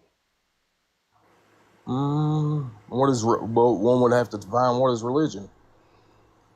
This is crazy. Do you see how crazy this is? That you're like, oh my god, the definition for cult is like right on the money. We need more. We need to figure this out. Okay, religious, relating to or believing in a religion. Belonging or relating to a monastic order of another group of people. So I guess now we're gonna look up religion. The belief in and worship of a superhuman power or powers, especially a god or gods. So yes, I would say that Christianity, all the branches of it, I'd say Islam, all of these are cults. You know, that's the same thing I could say about the wide world of sports. It sounds the exact same to me. But there's no religious veneration. But it is a religion. I mean, everybody buys the tickets. They dress up. They get hyped to see their idols. Buying stuff has nothing to do with that. But remember when I first came on, I said nothing makes sense to me. So this is what I mean. You know, you say that religion is a cult, but I can clearly look at the other side as, you know, as a cult also. Could you imagine people paying all that money to see their favorite people play like an hour or so of basketball when all these people are starving in the world, and then people have the audacity to blame God? Get out of here. Okay, but your God is all powerful. Yeah, well, take God This out is of the insane. It's equation. insane. No, hold on, no, stop. It's insane that you pivoted to that because it's like like a really bad position to be in. Like to pivot to that Why is is that? crazy. Your God can, Why? at the snap of their fingers, solve this issue, and they don't because of reasons. Because their ways are higher. If people went to sporting events and they believed that the people there had superhuman powers or that they were gods and they venerated them out of religion, like worship, I would agree with you. People spending money doesn't make something religious and it doesn't make something a cult. You're in a cult because it has to do with religion and it has to do with Jesus. That's a cult. All you're doing is like what I think is like the tu quoque fallacy, but it's like not even placed properly. Well, see, I don't study how to talk, and that's probably my problem. Well, no, I mean, like, yeah, I know the whole fallacy thing is a little bit like pretentious, probably, but I think it's important Yeah. because it shows where logical thinking is breaking down, where you're making arguments that don't follow logic, and that's actually really, really bad, right? If you don't follow logic, it means that you're making a mistake. But you see, even before I was Christian, I felt that way about the sports. I felt like it was just, it's Well, you've learned tonight that it's just not the truth. That you've learned an important thing. You're in a cult, and the people that are at the sporting events aren't, unless they believe those people are gods. Well, they sure treat them like them. Maybe they do. That doesn't mean you're not in a cult, though, right? Do you get how even if they're in a cult, you're still in a cult? Well, then I guess we're all losers. I'm not in a cult. Well, what do you believe in? I guess, like, as far as any in particular thing, I don't have like a religion. What happens when we die, you think? I don't think much happens. I think it's a lot like before I was born.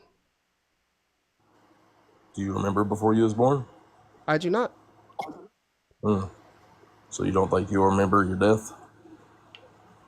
No, I think that my body will cease to function and all the consciousness that's just another what do you call it? It's a byproduct of the things that are happening inside of my body. My body stops working, that byproduct stops happening, and I stop existing. It sucks, but I'm not sure how to believe there's anything else.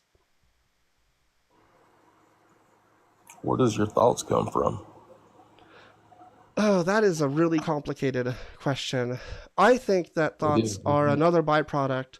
We can't control what we think, and this is a very interesting and difficult concept for me, and I hate it. But essentially, we have inputs, we have previous experiences, we have all these things that are changing the chemicals inside of our brains and making things happen. And the thoughts in my brain just generate, as far as I can tell, kind of spontaneously out of the previous states and out of the chemicals and inputs that I get from seeing and feeling and stuff like that. So you think you just hardwire, essentially, nothing more? I guess that's one way to put it. So what do you think? It's not romantic, and I hate it, but it's not. I just don't know how else to think about it. Like it's like an empty husk. But you know you're not an empty husk. You're full of life. You're full of dreams. You're full of rhythm. You're not an empty husk. You're not just hardware. I don't think I'm an empty husk, and I don't know. Hardwire is like a very particular way to put it. It is difficult because I do think there's probably I'm like a determinist. I think that there's probably like not a lot of free will, if there's any at all. And that's a difficult thing. But I think that there's still value in the experiences that we have and like the relationships that we build. That's what I think is important. And so, like, I think we'll probably end up. Why is the value there? Oh, because I like it. Because it makes me feel good. And that's okay. Sure, why not? So can anybody do whatever makes them feel okay? Can they do it? I didn't say that. Well, why not? Some things hurt people. Why? So we're just hardware. Yeah, I don't think that people Is there should be hurt. Is there? We Let me still ask you this: experience things. Is there a value in other people? Yes, we all hold inherent value. What? Who do we inherit it from? Just from being alive. Alive. Mhm. So we inherited being alive, and you can't believe in a God. We inherited the breath of life, and you can't accept it. That's a mighty fine way of looking at it. a strong argument to straw man me that way. Yeah, like Sorry. I don't really care about this line of questioning. I think that your religion makes no sense. I think that you make decisions that make no sense.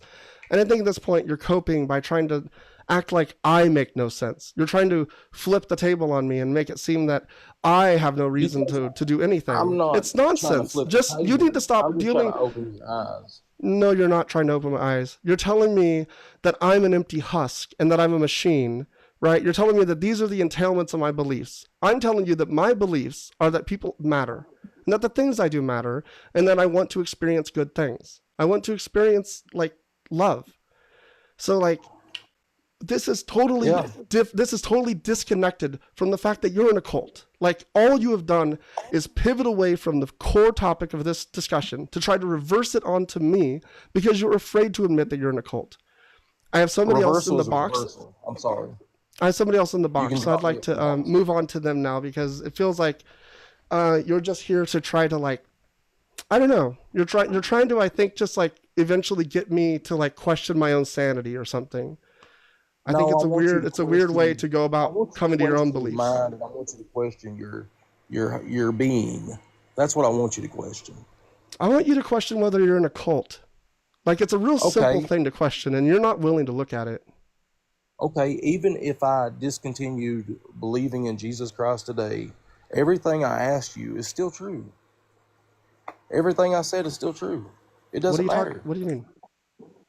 I don't think you said a lot of true things. I don't know what you're talking about. You said we inherited life, and I say we inherited life from God. Even if I say I don't, I'm saying that we inherently have value because we are living human beings. Like, I don't want to get into, like, the philosophical debate of that, but that is what I believe.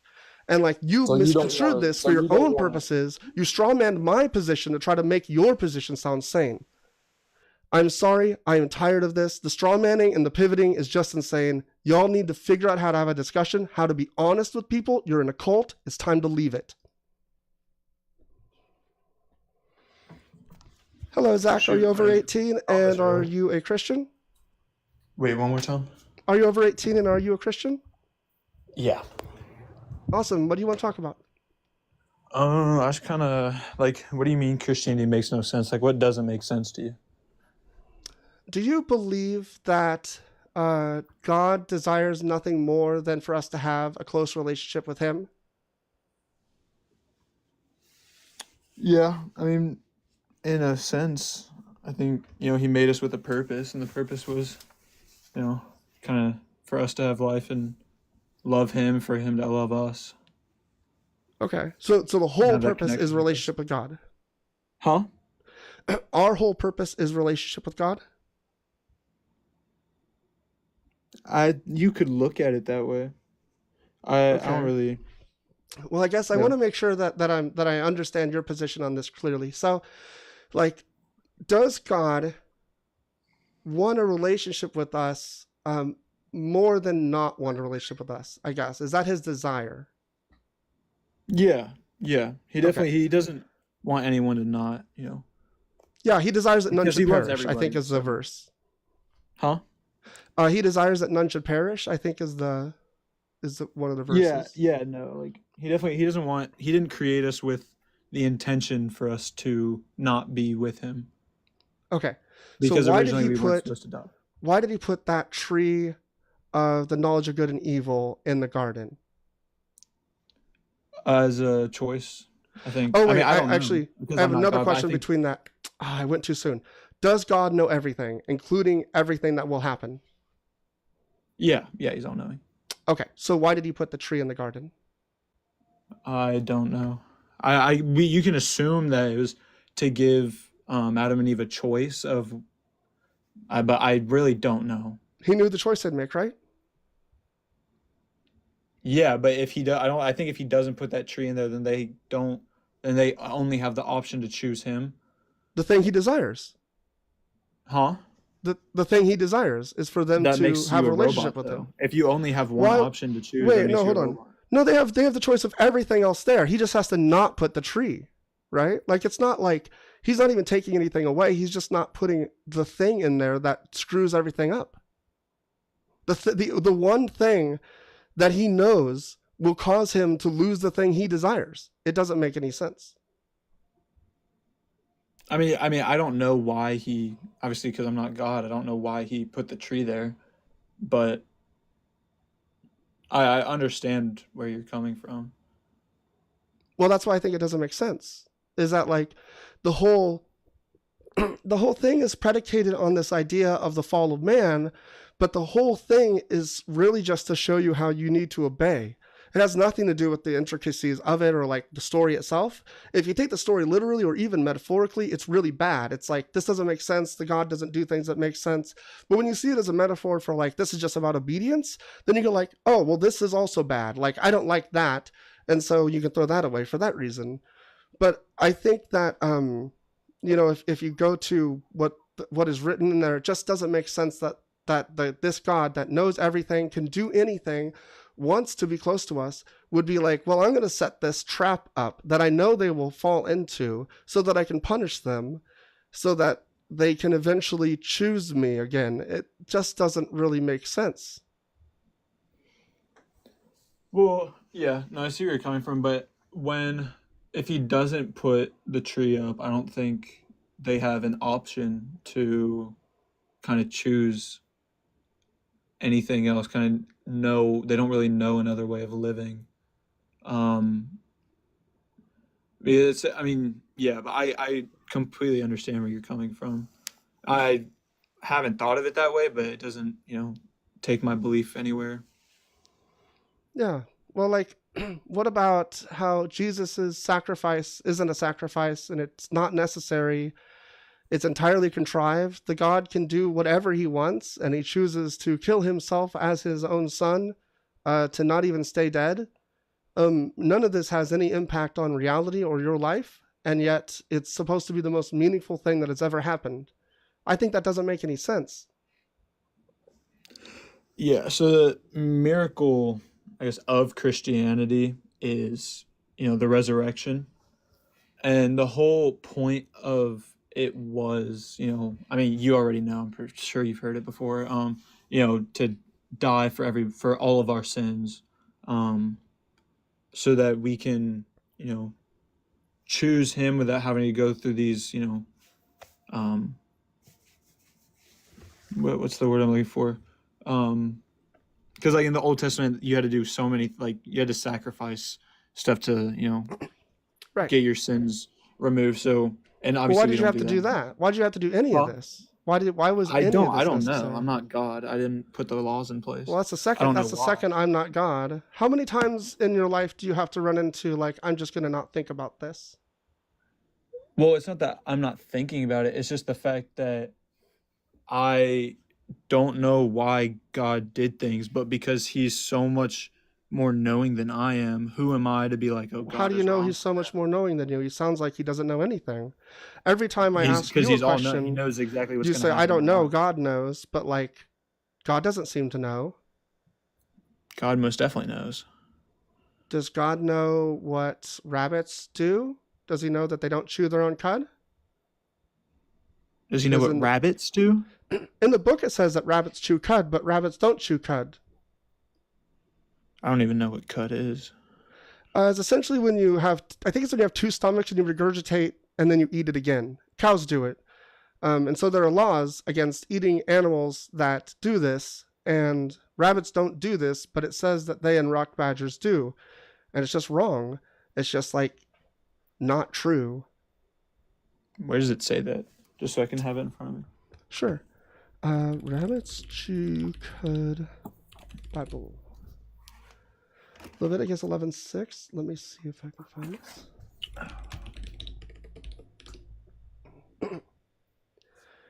Okay, clean and unclean foods. Let's start at 11. The Lord spoke to Moses and Aaron, saying to them, "Speak to the Israelites, from among all the land animals, these are the creatures that you may eat. Any animal that has divided hooves and is cleft-footed and chews the cud, such you may eat. But among those that chew the cud or have divided hoofs, you shall not eat the following: the camel, for even though it chews the cud, it does not have divided hoofs, it is unclean for you. The rock badger, for even though it chews the cud, it does not have divided hoofs, it is unclean for you. The hare, for even though it chews the cud, it does not have divided hoofs, it is unclean for you." So the rock badger and the hare don't actually chew the cud, but it says that they do.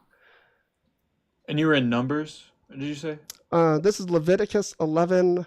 I just read 1 through 7, 1 through 6. All right.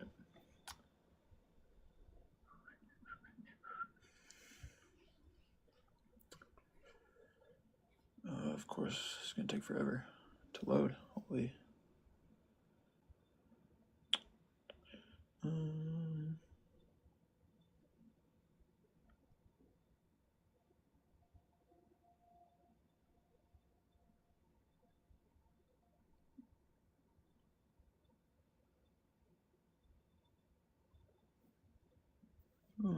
Yeah. So it does seem like a very minor thing, but it is the Lord speaking to them, and he says, these are things. And so God said this. Why did he say something that's not true? Either he's a liar or he doesn't know.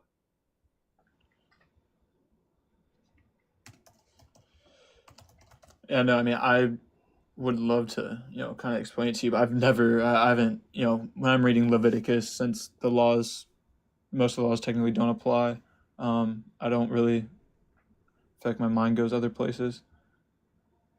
Why? I'm really curious about that, right? So, like, I know when I was a Christian, I also mostly read the New Testament because that's what all of my cult leaders told me to do. And the Old Testament seemed like history or something. It just seemed really boring. But if you really think about it, this is your God, supposedly your living God's word, and this is like a chronicling of things that he's done and said.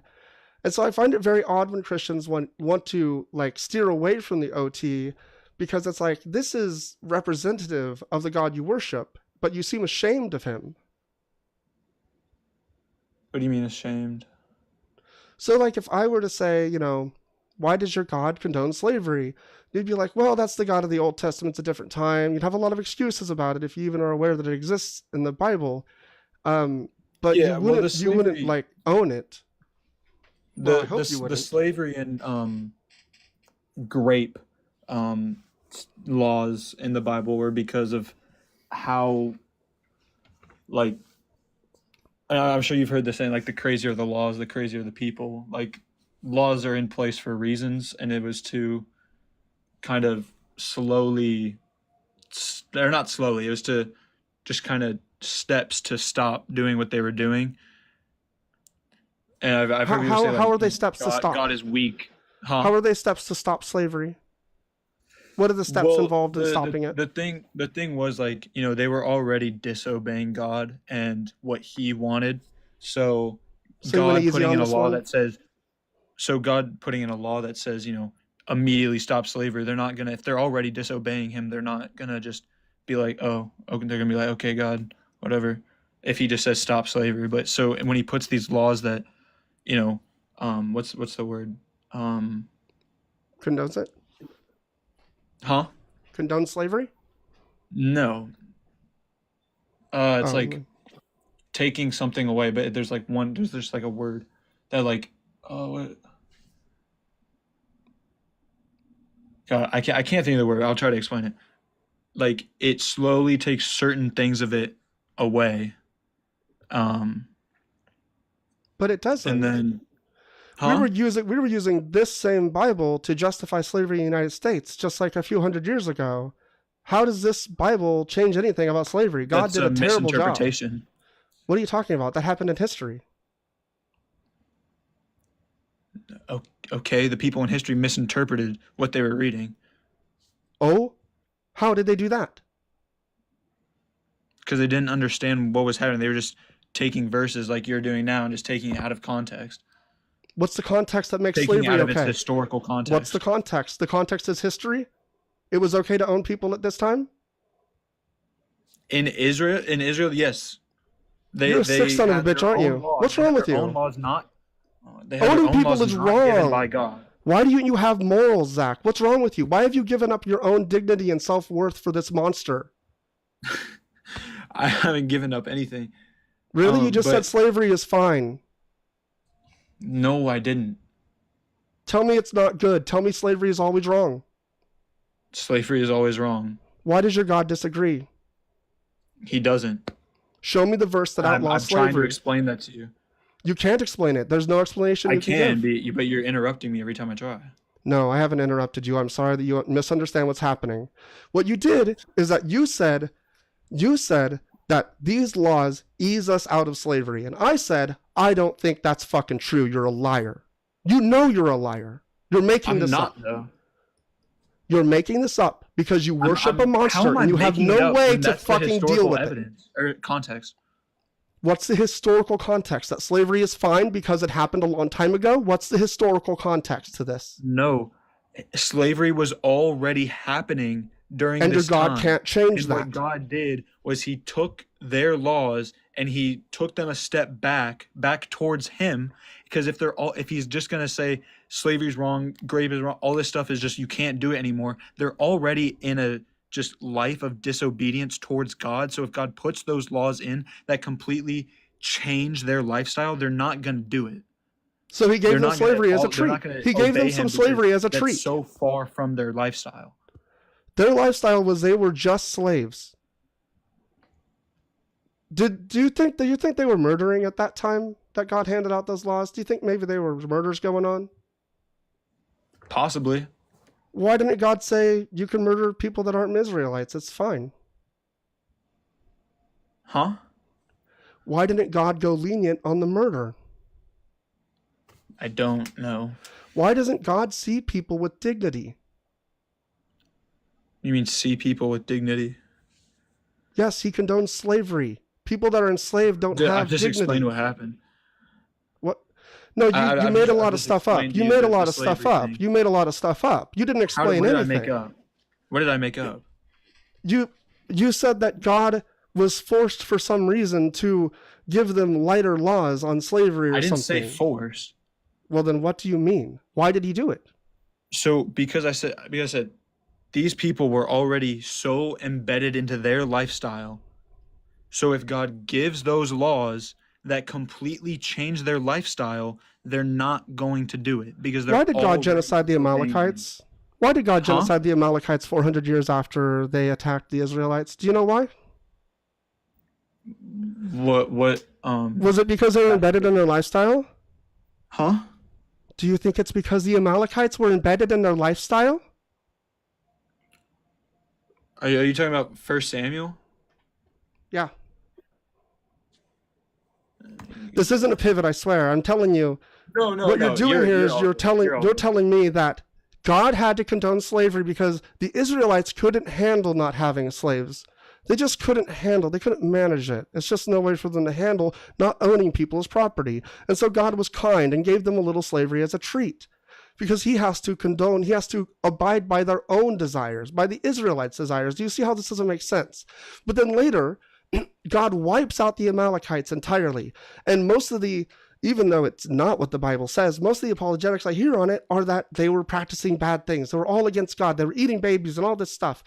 And it's like, okay, so God is like, you know what? Slavery is okay sometimes, but these people, they need to be wiped off the face of the earth. This God doesn't make any sense, and you follow it blindly. You don't have any good reason Not for this. blindly. Dude, you know you follow it blindly. Did I know I follow it blindly? I don't follow it blindly. Mm-hmm. But you would die for this God. Is that right? I would, yeah. Yeah, that's sick. Would you kill for this God? I don't know. Would you kill infants for this God? No. Why not? Because if I'm just going out there killing infants, like that's No, for this God, No, not if not I haven't just been for the God. commanded by God to do it, then no.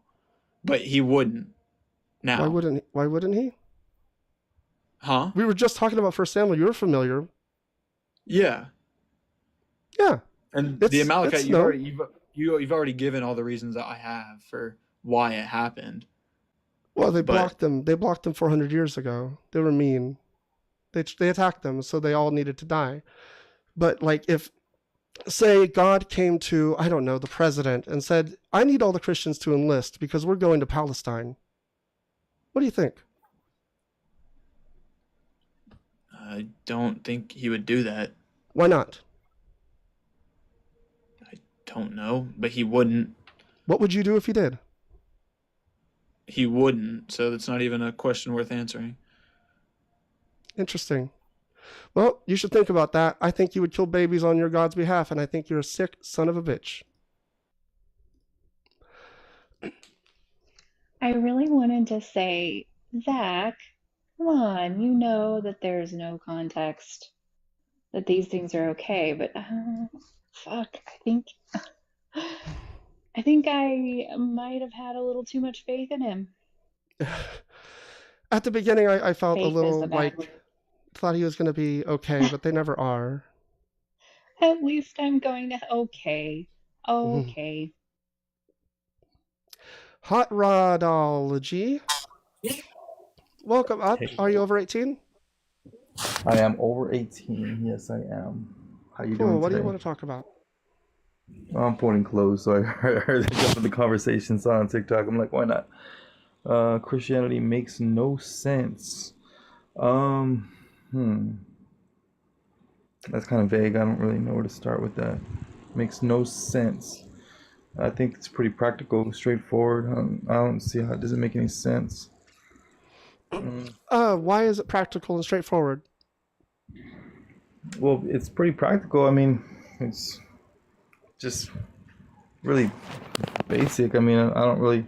I guess that's really subjective, right? I don't know. It makes sense to me. I don't see any confusion there with it. Okay, well, I can tell you why I don't think it makes sense if you want. Yeah. Okay. So I would say, like, my favorite is, I don't understand why God put the knowledge of good and evil tree in the garden, because he knew that they would eat from it. He knew it would cause mankind to fall. He would have had to want that to happen. It doesn't make sense. He wouldn't want that to happen. No, he would. He would have had to want us to have fall for him to put that tree there. He should have just not done that. But he told us not to do that. Well, he Why could are you have just not blaming put the him? tree there, and there's no reason to do anything. Well, are you saying that he should be intimidated? No, I'm saying if his actual desire is relationship and not obedience, then he shouldn't have put the tree there. But his desire is obedience. It's not actually about relationship or any of that nonsense. But he did it, and he said don't eat from it. It wasn't the problem with the tree. It was the problem with man not cooperating and recognizing his direction. Oh, it was His- disobedience. Wasn't it? I mean, it was the rebellious of mankind. It was us. Yeah, I think that's It was- stupid. I think if God knows that we're going to rebel and he doesn't want us to rebel, and that's his actual aim, is he wants us to not rebel, then he should do something to make that not happen. It's stupid. You're doing the exact same thing that they did in the garden. Adam said, the woman that you made me, he tried to blame God. That you made me, he tried to blame God. When God told them very practically, don't do it. And they did. But God told them not to. And then they try to blame the serpent that you made. They keep on passing the buck rather than take responsibility and I identify don't think you what get my point. I'm not saying that God, I am saying that God is responsible, but I'm saying that's why it doesn't make sense, right? Like, I understand your point of view. I get what you're saying, but it doesn't make sense. Like, it doesn't follow that this is the God. Like, if you were like, well, my God is an all-powerful war God, and he's really evil, I might be like, yeah, this story makes some sense. He tricked them. He fucked them over bad. Like, He cursed them. He told him he was going to kill him, and then he didn't even do that. Instead, he cursed them and like cursed all of humanity for like simple disobedience. This guy's terrible. But instead, you say, this is all loving God. I'm like, no, that doesn't make sense. It sounds like you want God to create like an AI mechanical robot of us, where God gave us the living breath to make a decision, and He even put He placed that, not intimidated to do it. He placed that there, gave them the option, told them not to do it, and we made the rebellious decision to do it. Very practical. Thank you for the roses, Mezzo. Thank you for all the gifts, everyone. What I want is the religion to make sense. Like, I refuse to worship a God that just doesn't make sense, right? All you're doing is telling me, well, you just don't like how it is. Okay. Like, I don't like how it is. I think it doesn't make sense and it's not real. Like, you telling me that I don't like how it is doesn't make it real. Well, yeah, but just because you don't believe that it's real doesn't make it real. You could stand in the doesn't middle make of it a not real. Yeah. Yeah. But no, but I'm giving you a believe. good reason. I'm giving you a good reason why it's not real. Premise 1, God is all loving. Premise 2, God wants a relationship with us. Premise 3, God put the thing in the garden that destroys our relationship with him. It doesn't make sense. That did not destroy the relationship. It was man's decision to rebel that destroyed the relationship. Why did he make man then? What is the point of it? It just doesn't make sense. Because He loves us. He loves us. That's why He made us. Why couldn't he make the curse like go to your room for a little while? How Do about better. we don't curse? How about he doesn't curse us at all, and we just be obedient and listen to what the direction was?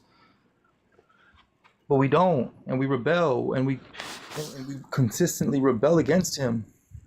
Do you think obedience is better than doing the right thing? Absolutely. That's wild. You would do the wrong Is- thing if it was to be obedient? Can you say that again? My question was, do you think it's better to do the right thing or to be obedient? To do the right thing or to be obedient, aren't they one and the same? No? To do the right thing or to be obedient. Well, I guess the right thing would be subjective, so I don't understand what you mean by that. Do you think it was trying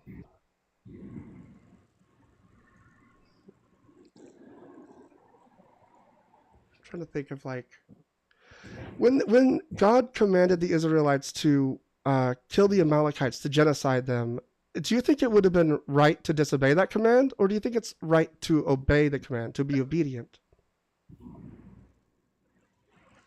You would not recognize that if there was this almighty life-giving God that actually created the heavens and the earth and is owned by, and He owns everything, that to rebel against Him, that would be foolish, wouldn't it? No? No. If you No? knew Why would that it be this foolish? it would be foolish for the same sense that recognizing the fact that He created everything. He's the owner and He's the maker of everything. He can do what He wants, how He pleases. It's His. That It'd be seems really foolish to rebel awful. against. Can people abuse their children? They created them. They're theirs. They did not. They were participants in the creation of them. God is the creator. So God can abuse the children. When priests can do abuse what he children, do you think God's doing it through them? He gives them the same decision that He gave Adam and Eve, and if they choose to rebel, they're going to be judged for that on that day. And God Do you will think hold God them accountable. experiences that? When priests abuse children, do you think God experiences it? From both ends. I bet He experiences both at the same time. Well, what do you mean He experiences it?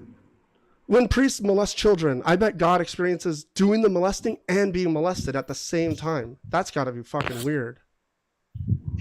That's perverted to think of Yeah, God you like worship that. a monster. You worship a monster. Like, you believe in, like, might makes right. That's called idolatry when you create a God that doesn't exist. That's not the God of the Bible. What? You just told me that God can do what He wants because He created everything. You just told me that might makes right. It's wrong. It's the wrong way to live. With this kind of thinking, as long as somebody can convince you that God told them something, then they are right. Whose standard of right or wrong are we using? How do you even come up with right or wrong? That's subjective. Everything's subjective without. Should we use the presence of Bible God. standard? Oh, I mean, I think that's the only like recognized honorable standard, unless we're gonna just create freestyle it and just kind of pick a name out of the hat and use theirs. So we should have slavery. Not at all. What's wrong with The slavery? Bible condones it. Bible does not condone it. What do you think condone means? I guess grants it. Allows it? Allows something Allows wrong? it. Yeah. Yeah. Yeah. Why does God allow something that is wrong? Can you give me the chapter and verse that you're discussing or that you're talking about? Yeah. Let's see. I've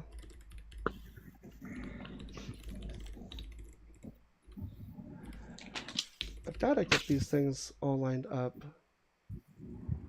So I'm not an apologist or anything like that, but I'm just kind of like, I guess, I'm just walking with you down this conversation. Oh no, I know. Yeah.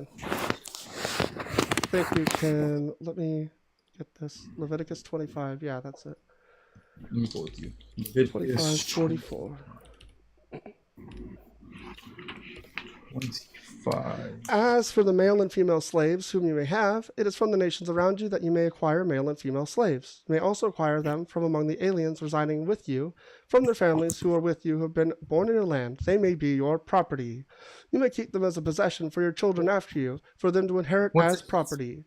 These you may treat as slaves, but as for your fellow Israelites, no one shall rule over them with harshness. I want to go through the verse with you. I'm sorry. What verse was it? Chapter 25. What verse? 1 sec, I'll bring it up on the screen. I think I can do that. I'm in Leviticus chapter 25, but I don't know what verse it was. 44 through 40. I read through 46. 44. Let me see. So, all right. 44. 43. 44. Okay. And as for your male and female slaves, whom you may have from the nations that are around you, from them you may buy male and female slaves. Moreover, you may buy the children, if the strangers who dwell among you and their families who are with you, which they beget in your land, and they shall become your property. And you shall take them as an inheritance for your children after you, to inherit them as a possession. They shall be your permanent slaves. But regarding your brethren, the children of Israel, you shall not rule over one another with rigor. All right. What was your point? Yeah. What was the point that you were making on that? That your God condones slavery. And you were saying that this is the book we should get our morals from, and so I'm curious, like, should we have slavery as part of our foundation of our economy? Because it seems it's okay by your God standards. So something to recognize is that if there is, if God is who he says he is, the creator of mankind, of all the silver and gold, I think it's fair to say that he can do what he wants. And we ain't no one to say anything about it. One, but in regards to this, I guess Leviticus, there's no question to, like, I guess the manner in which God held Israel. God held Israel in a position that he said they are not like, if you're against Israel, you're against God. Whoever curses Israel will be cursed. Whoever blesses Israel will be blessed. In Exodus, the entire book of Exodus, the Egyptians attempted to contend with Israel, and God wiped them out. You would honor Israel in the same fashion that you would recognize God. And if you contended with Israel, then they would contend with you, and they would win, as they did with Pharaoh. So God did. What does that have to do with slavery? Because the position with Israel, he did have them in a favored position, role, and identity compared to everybody else. So some people can have slaves. God's chosen people can have slaves. That was okay. It seems as if in this verse that is the practice that God is illustrating. He's not saying that it is, but that is the condition of the circumstances of what's going on in Leviticus right here. Why did he allow that? Doesn't that seem inhumane? Doesn't that seem awful? I think that every nation practices those things. I'm not sure what country you're in, but not slavery, but we do favor the citizens of our own nation. Do you believe? Well, yeah, I don't actually do that, but I don't understand you're saying that you're all good and all powerful God, the one that you base your morals on, that you make your decisions off of what is right and what is wrong. He condones slavery for his people. He said his people can have other nations as slaves to be inherited as property to their children. And you're just like, well, that's just a thing that all good and all moral gods do. Like, I don't understand how you ground your foundation in this, because I would have no idea how to answer this question as to whether slavery is good or not. Well, I would say that it makes no difference of my perspective and position. If God is who he says he is, then he's going to go ahead and direct in the fashion he sees fit. And I can just cooperate and recognize his role and who he is. That's fucking cope. That's awful. So if the president instituted slavery, would you cooperate and recognize the role that God is playing? Not at all. Why did you say that then? I wouldn't recognize or honor that because of the virtues that God had granted me, and I recognize the authority of God is over the supremacy of Why government. don't you speak like normally? What's wrong with you? Your brain is mush. Have you recognized this? Can you articulate that? Yeah, you're using a lot of like big words that I think you're trying to either sound very smart or very knowledgeable or something, but like it doesn't mean anything. And so every time that I try to call you out on like, you said this, you're like, well, I didn't actually mean it. So like, I think you should say the things that you mean and they should make sense. And right now we're talking about your God condones slavery. Why would you be against it? Again, for example, we're on a TikTok platform right now. They have rules. There's some things that we cannot say on this platform. I would disagree with them, but it makes no difference about what my disagreement is. They hold the authority and they have their reasons and their causes for why we have to conduct ourselves in this fashion and what we could say or what we cannot. So when the government institutes slavery, do they have the reasons and their causes and do you have to just roll over and say, well, the authority said it? Which was the case. Their segregation was Which very is the present. case now. I want you to focus.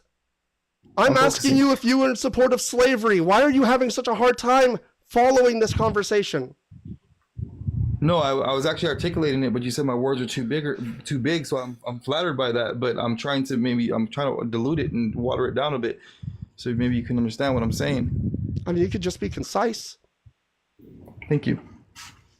No, that's not a compliment. I said you can be concise. Like, just try being concise, and then... Why are you opposed to slavery if your God is not? Because... You can't explain this. Yes, I can.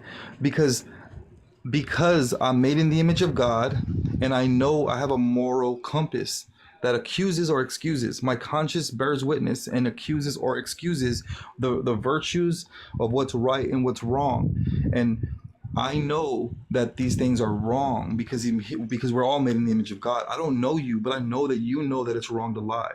You know that it's wrong to steal. You know that it's wrong to unalive people. I don't know you, but God made you in his image, and you're made in the image of God. Are you afraid of the topic? Not at all. Why didn't you say that it's wrong to own people as property? Why didn't you say the one thing that we're talking about? You said other things.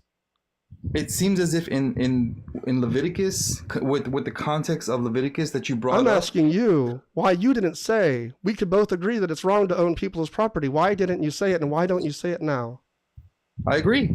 I recognize that. Why don't you say it?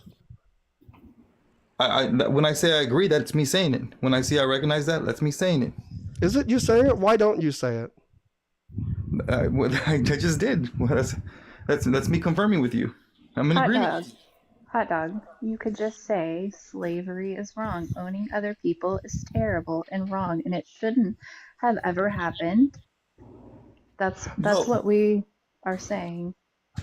And for some reason, you're oddly pivoting around and dancing around. And if you think that way, if you think that it was and always will be wrong, then you have a superior morality than the God that you are living for and trusting your life with. And that should be a problem. Sorry. Without the foundation of God as the moral foundation, then your morality would be subjective to any whim or emotion or popularity or temporary Your morality is condition. subjective to this book. and the book says slavery is okay. Do you get how that's way worse than my morality being subject to my thought process? So you judge God and I judge you. judge God. I judge you. No. I have not You're made a any piece of personal shit, statements dude. at all. Like, you could You're change. You can be a different person. You can hate slavery too. Seems like that's rude. That was rude.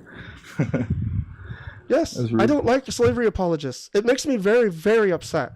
I think that it's the reason that we still have capitalism, because people like you are okay with any amount of subjugation, up to and including owning people as property, because your God is a monster and you don't know how to say no to authority.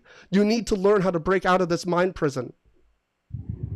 Yeah, you're misrepresenting me, and I think you're out of context, and you have a lot of presuppositions with your statements. But I'll ignore When are that. you going to say that slavery is always wrong and it never should have happened? When are you going to say it? If God directed that, and if that was the manner and God chose, who are you to say anything toward that? You're never going to say it. Who are you? Maybe someone with a brain that can think independently. I'm going to get a drink of water, and then Soldiers of Christ LLC, Soldiers of Christ Incorporated, Limited Liability Incorporation. I'll bring you up. And Lobes, I'll bring you up too. It says you're a friend of mine. I'm going to do that, and then we'll have one last discussion, and then I'm going to log off. But I'm going to get a drink really quick. Talk amongst yourself. Rhode Island is neither a road nor an island. Discuss.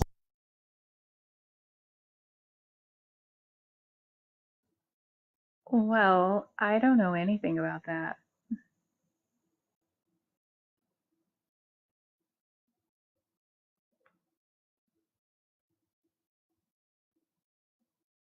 Oh, can I bring people up?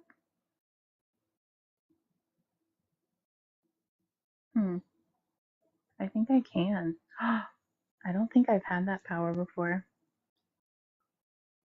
Fully binoculars.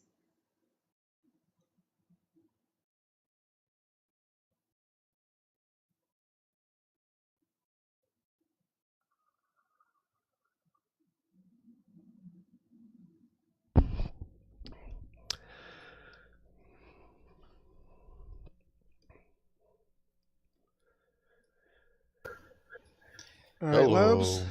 Who are you? What do you want? What do I want?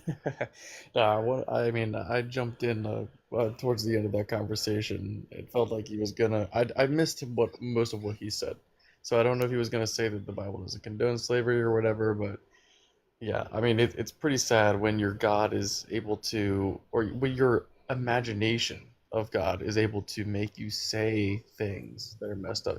And by the way, Soldiers of Christ, I talked to you on my live just the other night, so good to see you again. I don't remember you. You don't? Oh, hang on.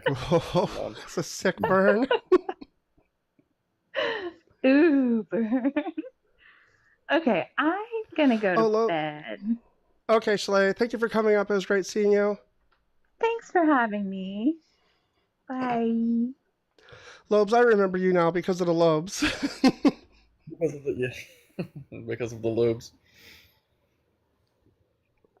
Yeah, Soldiers, I had you on my live for a while, like probably an hour or something. Yeah. Oh, I remember you now. I remember your face. I was on your page talking to someone who was responding. Yeah, you're blowing up my comments with like I don't know who you're talking to, but it's going back and forth on one or two of my posts. Yeah, he's basically trying to give credit to the moral. He's saying that Aristotle and ancient Greek society are the ones responsible for the current morals that he has, or something like that. And I like to point out the fact that atheists today live in a post-Christian society where they learned right and wrong from their Christian parents, and now use that moral to judge the Bible and judge God. I think that's something that Christians love to say, but it's not entirely true. There is an element of truth to that.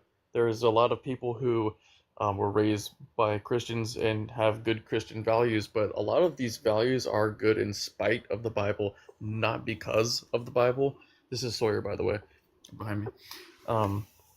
there's a lot of messed up stuff in the Bible that is just ignored from Christians, and a lot of the good stuff that's in the Bible actually predates the Bible. Like the Golden Rule is much, much older than the Bible, for instance. Well, and I would say that like when I left Christianity, it was more of like I left paying attention to God. I thought God existed, and I was just like, well, I'm just gonna like try to be the same moral person that I've been. I don't really have any qualms with most of the teachings at that point. I just thought God's not responding, so I'm gonna like disconnect a little bit from that. So my view on it is that as I've gotten deconstructed more, gotten further away from the religion and the cult, the belief, I've found that a lot of the beliefs that I thought were good, I've had to re-look at them and be like, that's actually not good. Like I just took that at face value that it was good, and that I took this out of the religion as a good thing, and it's not. And I think we do that all through society with this religion, and I think we need to really look at it. I don't think it actually teaches that much good stuff. That's not just kind of like the best stuff is the very like Lobes was saying, it's just like the very basic, can be found almost anywhere sort of stuff. Yeah, but wouldn't you say that it's reasonable to believe in God, seeing that you were a Christian, and it's rational to believe it because you accepted it at some point? No, I accepted it for bad reasons. I accepted it because I didn't understand how the human body works, so I didn't understand what the feelings that I felt were. I was young, so I didn't know that much about science or the world or how religions worked or cults worked or anything like that. And a lot of people in authority told me it was true, and I was impressionable. I wanted friends. I was lonely. Like I had a lot of reasons to accept it, and now I see clearly that it's just not true. It seems to me like atheists can't seem to comprehend that the Bible is saying that mankind is already evil. So because mankind is evil, That's the God. teaching I'm talking about. It's bad. We shouldn't believe that. Do you think it's better for a society to believe? Do you think it's good So for a what's society to going on believe in that our they're world evil? today? Have you watched the ID channel lately? I know that people can do bad things, but I don't think it's good to People believe that are everyone doing is bad inherently things. evil. There's almost a world war. There's Soldiers, I about have to be a a question world for you. war. Are you They, serious? So yeah, can a I ask lot you a of, question though? Okay, so I have this question. And I thought of this today, and I don't know why I didn't think of this sooner, but is something considered good or bad because is a person considered good or bad because of their actions or because of their identity? People do bad because it's their nature to do bad. They're evil No, by like nature. is hi someone B. good or bad? Is someone a good person or a bad person because of their actions or because of their identity? I would think the actions. Right. So like to say that like for example, God is good by definition wouldn't fit that mold, right? Like if somebody is if you say that like somebody's born in sin so they're evil by nature but they haven't done anything wrong, then that wouldn't make any sense by your own admission, right? So it depends on what we do. Yeah, but everybody does something. Everybody does something wrong. I mean, unless you hold uh, some kind of measurement different from biblical standards. So I guess it's biblical standards you judge by. Yeah, that's something that you would posit. We don't accept necessarily biblical standards, right? Because the biblical That's the standard problem. is whatever That's the God problem. says. You don't accept God's standards. Yeah, sure, but God's standards is not what you had just admitted was. Like God is supposedly good by definition, but you have told me that it's not based on their identity, meaning like defining them. It's based on their actions. So we can look at God's actions and judge whether or not he's good, not what he says he is or what he's defined as. And So the let me same ask goes you for a us. question: if God allows crime, which many atheists always pointed out, why does God allow evil? Right. So if God allows evil, He's bad, right? But that's a Well, straw man, I think, of most of the argument, I think. That's what atheists say, though. No, So the argument's if way God more allows complicated than evil, He's that. wrong. Look, you say if God allows evil, He's wrong for that. But if God unalives people, you also say He's wrong for that too. So your mindset is like wayward. You don't know what you're talking about. if God takes people's You just lives don't understand the because he said they're arguments. wrong, You've simplified the arguments down to something you can defeat easily. You don't understand the no, arguments. well, you say that, but you're the guys who say these things. I'm just saying. Neither of us you're have the ones who said say that. You are the only one saying it. You made the arguments and no, you're not- defeating them. Soldiers. Right, sir, not you, not you in general. I'm talking about all Whenever you atheists. speak to somebody, you have to first meet them on an individual level. Don't major in the majors when you're speaking to two specific people, because we don't say that. So maybe some So let's atheists say do, that's atheist but we're arguments. not That's unified in atheist anything except for the fact that we don't believe in God. Okay, but that's atheist arguments that I've heard before. Atheists Okay. say God is wrong for allowing evil, and then the same atheists will say God is wrong for not stopping evil. So you're not So able when to he not takes make this life- argument. Is this like a script? Is it like preloaded? You can't stop yourself? Is it the Holy Spirit? Maybe is No, it talking these are through you? arguments I've been dealing with 17 years of debating atheists. Why don't you ask me for an argument instead of making one and then defeating it? You just proved that. The last caller, you blamed him for slavery. You say God was evil for making slavery.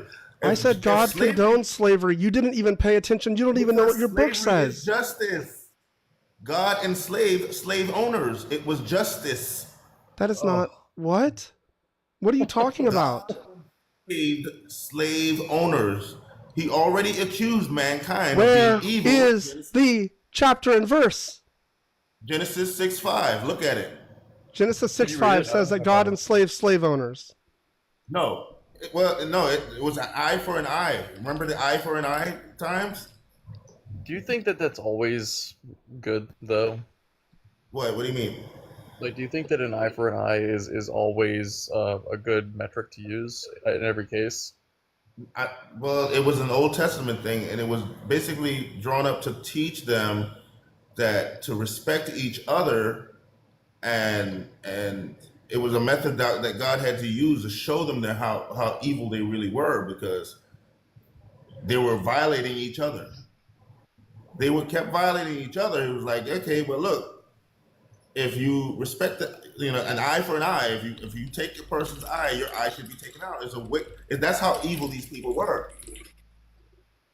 And that's what I'm saying. Like, God was simply saying that mankind was so evil, he had to take these measures out on them to bring justice in. So sometimes you have to enslave people for justice. Be brought to see these things. What's wrong? I would like with to you? clarify. Do you need to enslave people for justice? Dude, listen. Have you not known that psychiatry have been diagnosing sociopathic behavior and psychological behaviors? Should we enslave Mankind- those people? No. Is that your position? Mankind is sick. It's a mental disorder. I'm having a hard time connecting this to the slavery verse you brought up. You said that we blame God for slavery, which is another straw man of the position, right? Because we were talking about what God wrote down in the book and what he condones. I don't believe that he created slavery. I believe that he condones slavery. And I want to know why all of you Christians can't just say slavery was always wrong, but I think it's because you're in a cult. Because I'm saying that God condones justice. God thought slavery was justice to those who were enslaving people.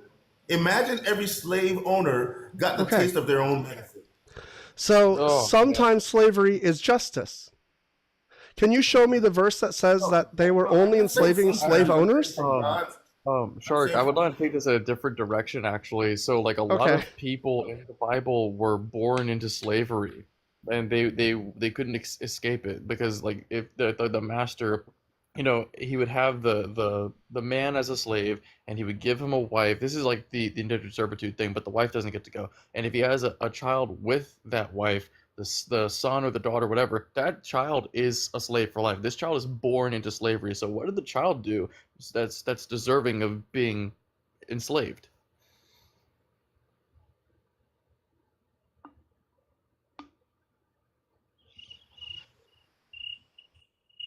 I'm sorry. Somebody in the chat was talking. What did the child do? Okay, Well, this cricket sounds legit. Did you play those? I can make cricket sounds with my mouth. Yeah. Did you make? Okay. Where does the verse come from? What are you talking about? This is I don't have the verse, but somebody could probably look it up. Charka, you on a computer that will get web Yeah. perhaps? Are we talking Leviticus where it talks about inheriting the?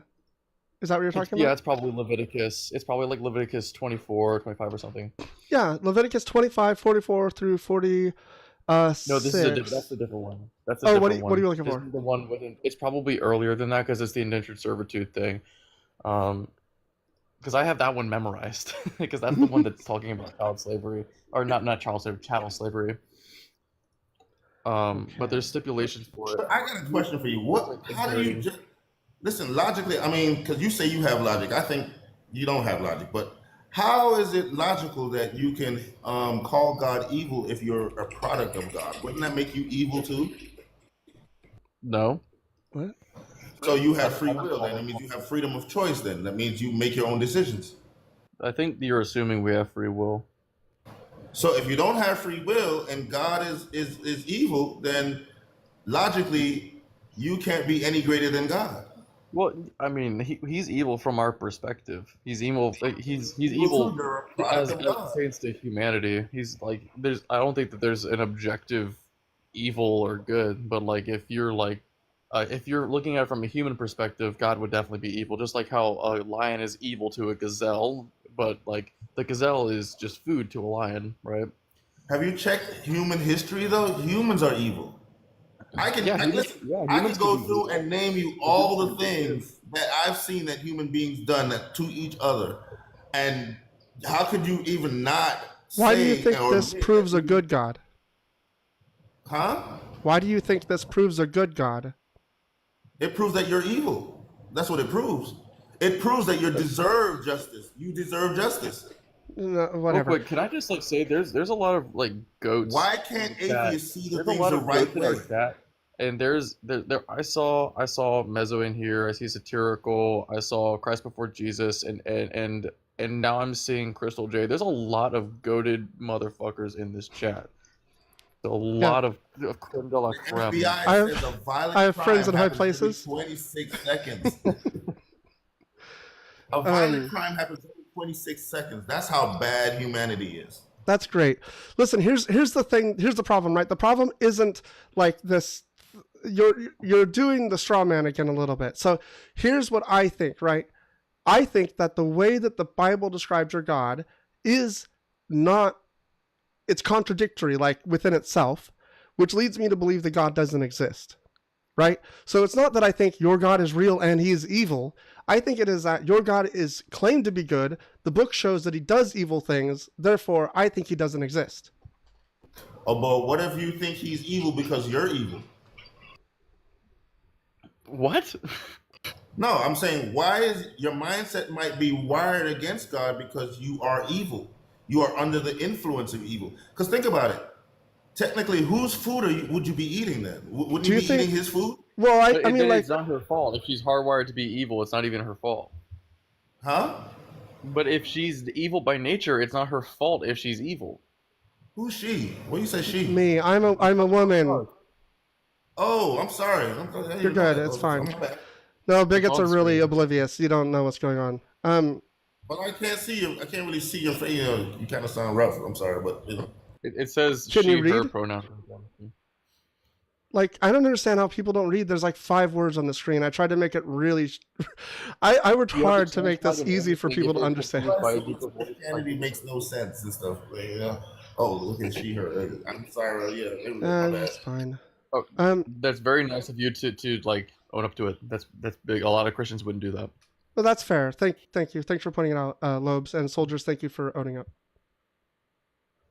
Yeah, but the reality is, or the idea of the Bible is that mankind has become so corrupt to the point of being desperately evil, and we see that throughout history. We see nations conquering nations, people enslaving people, and this is how God reacts to it by punish. And usually because these are learning lessons, and as he's showing us that if we do these things, he's going to do something. I That's what don't I'm think saying.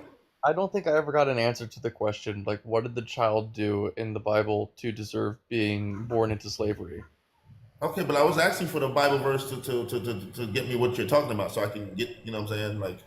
Okay. Oh, yeah. By the way, I think we were looking it up. Shark, were you looking? Just Google it if you're able to. I'm not at my computer. Are you able to look it up? Well, if you're looking for where they're born into slavery, then I think it's in Leviticus 25, isn't it?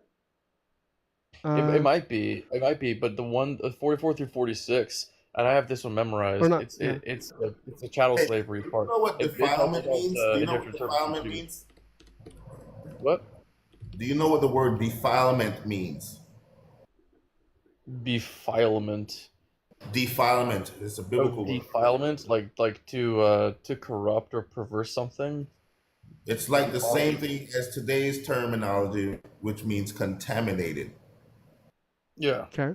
So if something is contaminated, right? Even babies are contaminated by sin. The genetic code of sin lives within a baby. A child will grow up and do the same thing the parents do. What? So would you This No, would hold you on, drink hold a on, hold on, glass hold on, of hold on. No, water? no, no, no. That's crazy. Are you saying that like if someone is born to a thief, they're gonna be a thief? I'm saying they will Can have you the answer the tendencies question I to. asked you? Is that like that's like a yes or no? Actually, I'm saying, yeah, I'm answering. I'm saying, yeah, they will have the same tendencies to do the same thing. Yes. That's crazy. I'm What? saying That's not this Because is true. that's better. contamination. Shark, this is also not. This is one that I would quote a lot, but this isn't the one I was talking about. Where it says like if you love your if the slave who's free now loves his family, he can go back to them. Talking about that, like Hmm. the child that he has with the wife that's given to him while he's Oh, in indentured servitude, like Wow, that that child doesn't sound born like is chattel born in slavery. slavery. I know what you're This talking is about. during Where they with indentured. the all at the post. Let me Yeah, ask you a like question. yeah. Would you drink a glass of water with a piece of poop in it? What the fuck is that? What did you just I would not. That's a legit question, man. No. I would not. All right. So you see the power of contamination? Hmm. Contaminated things needs to be destroyed. Is that like people or Okay. what? What are you talking about when you say contaminated things? You talking about people, I guess? I'm saying people, yes. That's Mankind is wrong. contaminated. That sounds a But lot like that's the what truth. Mustache That's the Man reality of said. it, man. Yeah, do you think That's do you the think reality do you of it. think do you think Hitler had some good ideas? That sounds like No. something he would say. Why not? I mean, I didn't hear all his ideas. I think he was a cunning person. He's very cunning. For And I think he cunning? was an atheist. He committed a Cunning? genocide. Cunning person. He killed Oh man. Yeah, he was an atheist who became a politician and had to lie to be a Christian so he can He did fool the a thing you Christian were nation. saying people should do. You said that people should be wiped out because they're corrupt.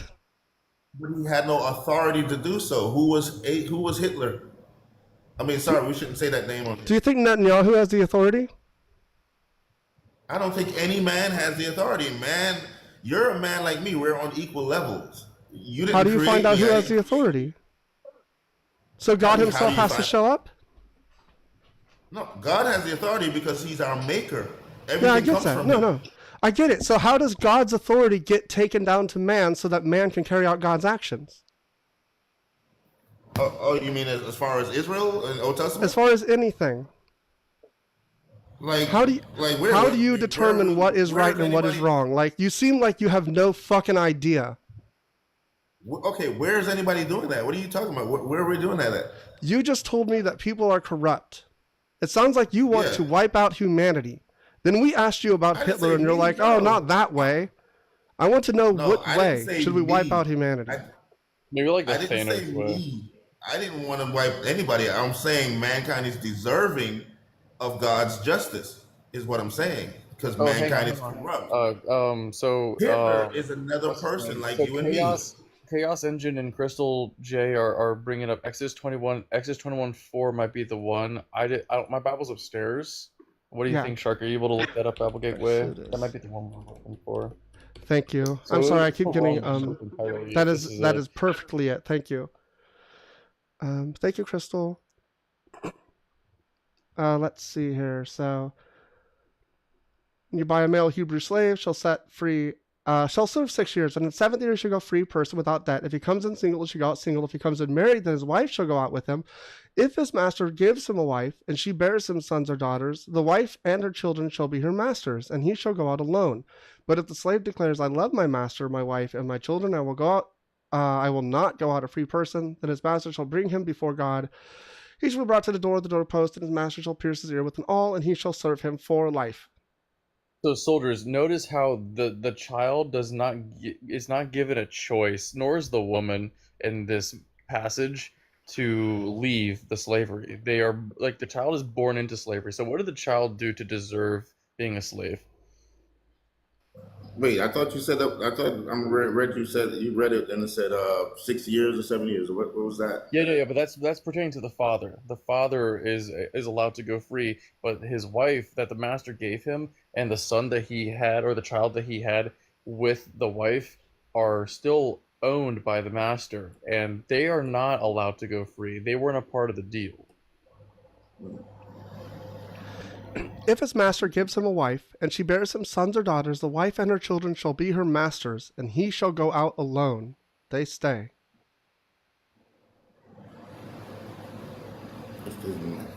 Yeah. So what did the child do to deserve that? I have no idea.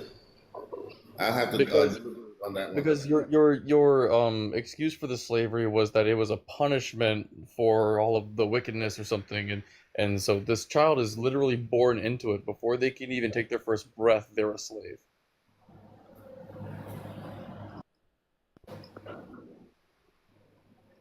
I mean, I guess they weren't the chosen people at the time. They weren't Hebrews. Oh, that's icky. I mean, God's chosen. That's like racist and xenophobic. No, My God. because God chose Hebrews and He also sanctified them. He cleansed them from evil. He gave them His word, so they were basically destined to, be righteous. He taught them His righteousness. So, as opposed to the other races of people on the planet, they were not chosen. They did not receive any cleansing Why? from God. They did not Why? receive the word. Why? So they were. Why? Because mankind naturally hates God, which is what you're demonstrating. No. God chose one people group. Dude, and you're confirming the Bible. suggests- The Bible literally this says. suggests The God Bible choosing one literally people- says soldiers, that you would soldiers, hate please. God, and this is what you're Soldiers, doing. hang on, soldiers. The Bible, like the Bible saying that God chooses one people group, is evidence that the people group had a God that served them because they invented the God. The God that you invent isn't going to serve another people group or another country or another tribe or something. Maybe they'll serve all, but if they serve all, that would make it look like a loving God. This God's not a loving God. This God What do you chose think a favorite Christianity- people what- group. wait, what do you think if Christianity is? If we assume, hang on, if we assume that this God's real and it's not made up by the people that evidently made them up, then this God is picking and choosing people for seemingly no reason. Like this Wait, person no. over here is I condemned. thought but you was a these people Christian. I You know the chose. reason. You were a Christian, so you know the reason why God chose Abraham. God chose Abraham because Abraham had faith. So God wanted people like Abraham because Abraham was a prototype of the type of people He wants. Do you think People that? who Do you do think not that blood have faith- changes how people are? Do you think that blood dictates how people are? Who, me? Do Yeah. I think that? Yeah. No, Why- that had why- nothing to do with blood. It had Your to do with his excuse, faith. your excuse seems to be he wanted people like Abraham, and so he made the Yes. Israelites And his so he people. Like, chose- So He chose Abraham's kids. Because why? Genes duplicate. The genetic code is within the genes. oh, he so it's not chose- bloodline now; it's DNA. Yes, that's what it was. He said, "I'll Hi, Regulus. bless your seed." He said, "I'll bless your seed above all seeds on the planet." You guys used to be Christian, right? So you should know this, right? Yeah, we're aware that like Yahweh's a bigot and everything, and like prefers one people group over others. Yeah. So his choice. He made everybody, right? Like you have choice to eat what pizza you want to eat tonight or whatever His, food you want his to eat. ways are higher. Jeez. Might makes right. His ways are better. He chose somebody It's who just- can believe Him and have faith in Him. It's just as opposed nonsense, to people dude. who hate Him. Hey, this has been It's really nonsense, but awful. it's your opinion. But I think you should leave the cult. You should think for yourself, and you should get some dignity and self-respect, because like Sorry, this you cult can't does give me that not give it advice to 'cause you. you don't have anything better. I do have something better. I can say slavery is wrong Well, all the time. yeah, you were a Christian, so you took our morals, and now you're using our No, I morals didn't. Your against us. Isn't morals. that funny how that I'm works? sorry. Do you think slavery was wrong all the time? Who do you think? What moral do you think I Dude, your took there? ancestors were slave owners. What the frick are you talking about? Your We're ancestors not were slave ancestors. owners. You guys have not Huh? paid us back for what you did to us. Why don't you go out there and give some black people some I money didn't since your do ancestors shit to were? anybody. Why don't you say Dude, that your you God? people Why don't are you say your God made a bad law? Why don't you say your You're God a made a bad hypocrite. law? Dude, you're a hypocrite. No, I'm not. Do you hate your ancestors? What When does your this have to do ancestors with had your God? slaves- Hey, Okay, so, again, they had slaves. which Your ancestors ancestor are we had talking slaves. about? You're not talking about them at all. You're not Soldiers, talking about your ancestors who had slaves which- and killed which- off Indians. Soldiers, our ancestors are completely fucking irrelevant to this. They had slaves. You had a problem with God who had slaves. I don't have What kind of slaves. sense does it make? I don't own people's ancestors- property. I don't condone it. I don't like it. I think it's always wrong.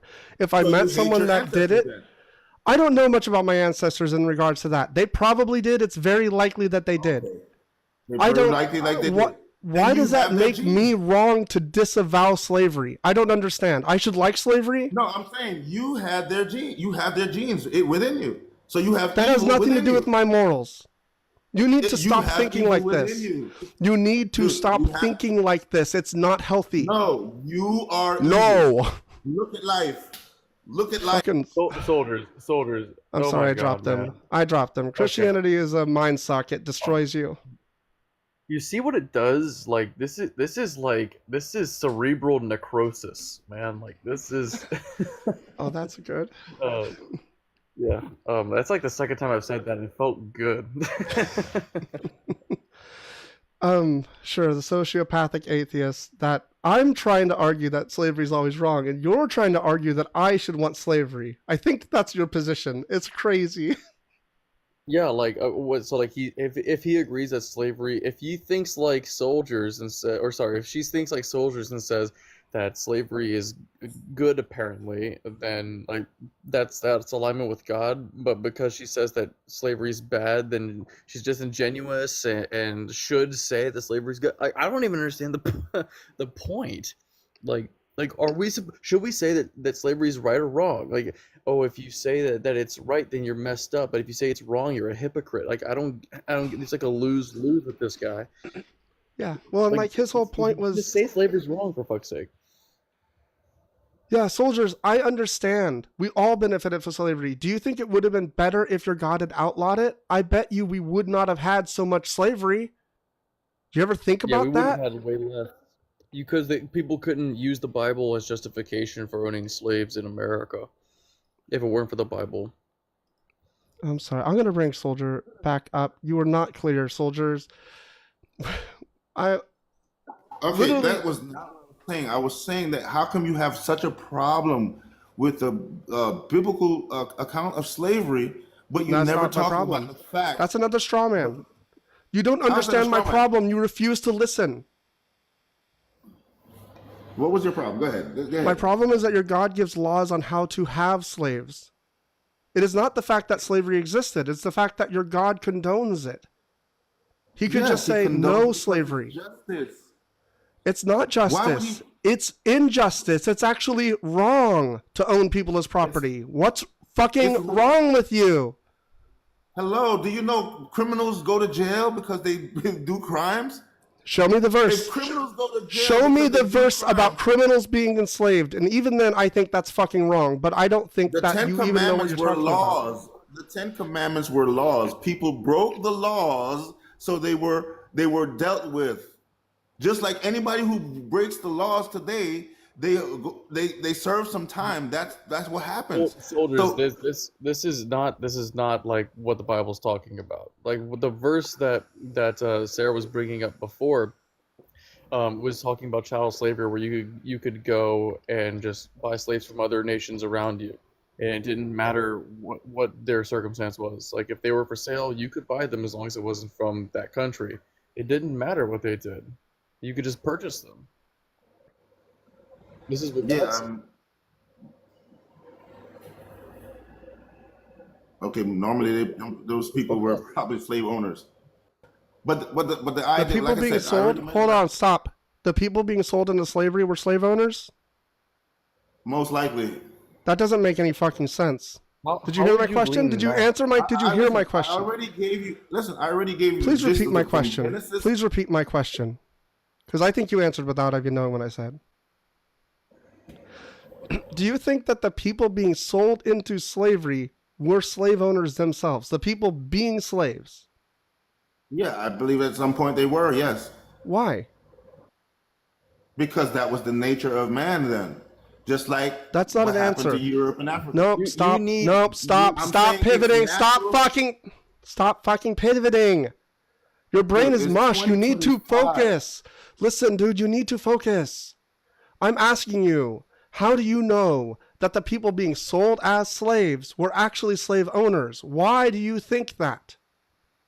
Because that was the accusation that God made against mankind, Genesis 6:5. You have Alright, no so- reason. If it wasn't You have no good slavery, reason. You it have no was some- justification for that. There's you. That was first of all, that so verse alone you- is justification. You are All asserting this. mankind are You are sinners. asserting The this Bible. That's for no reason. that's You're asserting one for of no the- reason. You need money in order to own slaves. People who are slaves do not have money, and to say that all the people who were sold as slaves at one time owned slaves is that is a pretty bombastic claim, and it's It's backed the by nature of nothing man. but a suspicion that you have based on based a on the biblical hypothesis verse. that you have. Yes, Based on a based on the biblical hypothesis that you verse have. and history of But man. you're talking about History the eye is for an eye evidence thing. against mankind. I'm You're sorry. saying it's an eye for an Can you eye, show? but Can you show me the in Bible history where doesn't ever slave say owners that were slavery is selling wrong. themselves? I don't understand this fucking shit. Wait, that's Bible not what I doesn't ever said. say What that is going slavery on? is How is wrong. you missing out what I'm saying? Like, Because you're fucking So does- insane. so- Guess so why does- I'm missing it? why Because your would- brain is mush. I'm saying that God already accused all mankind of being evil. So whether it was slavery or unalivement or robbing people or lying, that mankind was all concluded under evil, being That's evil. a non sequitur. I don't think that has anything to do with the topic.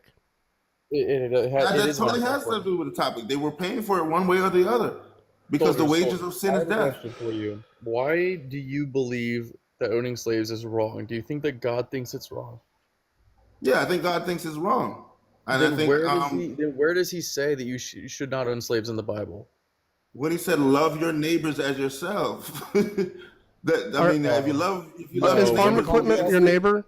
Is your tractor? Is Wait, your wait, neighbor's? Is your neighbor's tractor your neighbor, or is it equipment? Is it a tool?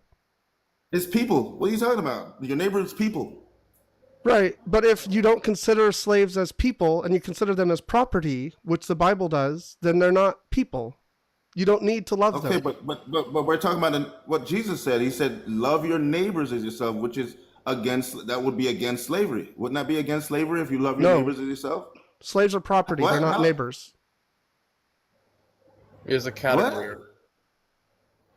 Slaves are Why is property. that saying love your neighbor means literal Hebrew neighbor? Jesus And that literally is gave like, an you had different. Jesus You had different literally gave an statuses in this example society. of what your neighbor was. The Jews at that time only respected each other, but Jesus gave a parable that it was a Samaritan, someone who was a non-Jew. Samaritans that are Jewish. would- Samaritans are Israelites. What? Are Samaritans? I don't know what you're talking about on that one. Samaritans are a distinct religious group with origins tracing back to the ancient Israel, but they are not generally considered Jews by mainstream Judaism. Although there are some historical and religious ties. I think they're considered Israelites. Sorry. Samaritans consider themselves to be Israelites, especially descendants of the northern tribes of Israel. So I don't think that Jesus's actions in this case were actually that useful. I think that Samaritans were not considered like good, like they didn't like them. They were outcasts, but I think they were still considered Israelites. That's my understanding of it. I thought they were non-Jews. I thought they were non-Jews, and the Jews basically separated themselves from them because they were non-Jews. And so when Jesus gave the parable, he was basically saying that not only Jews are good people, or what I'm saying, like so. Yeah. But the idea was that we should love them, even though they were resented and maybe considered non-Jews. as our neighbors. So that set the pace. Like, if you Samaritans love are an someone, you're not going ethno-religious to group originating from enslave the them. Hebrews and Israelites of the ancient Near East. So that's not what Jesus was doing. I'm pretty sure that was it was. Okay. I think we all get the idea that loving your neighbors mean that you don't enslave them.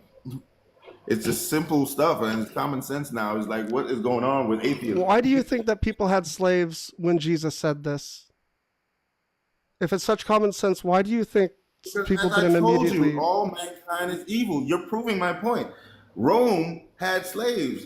Ancient Greece had slaves. These people were non-Christians.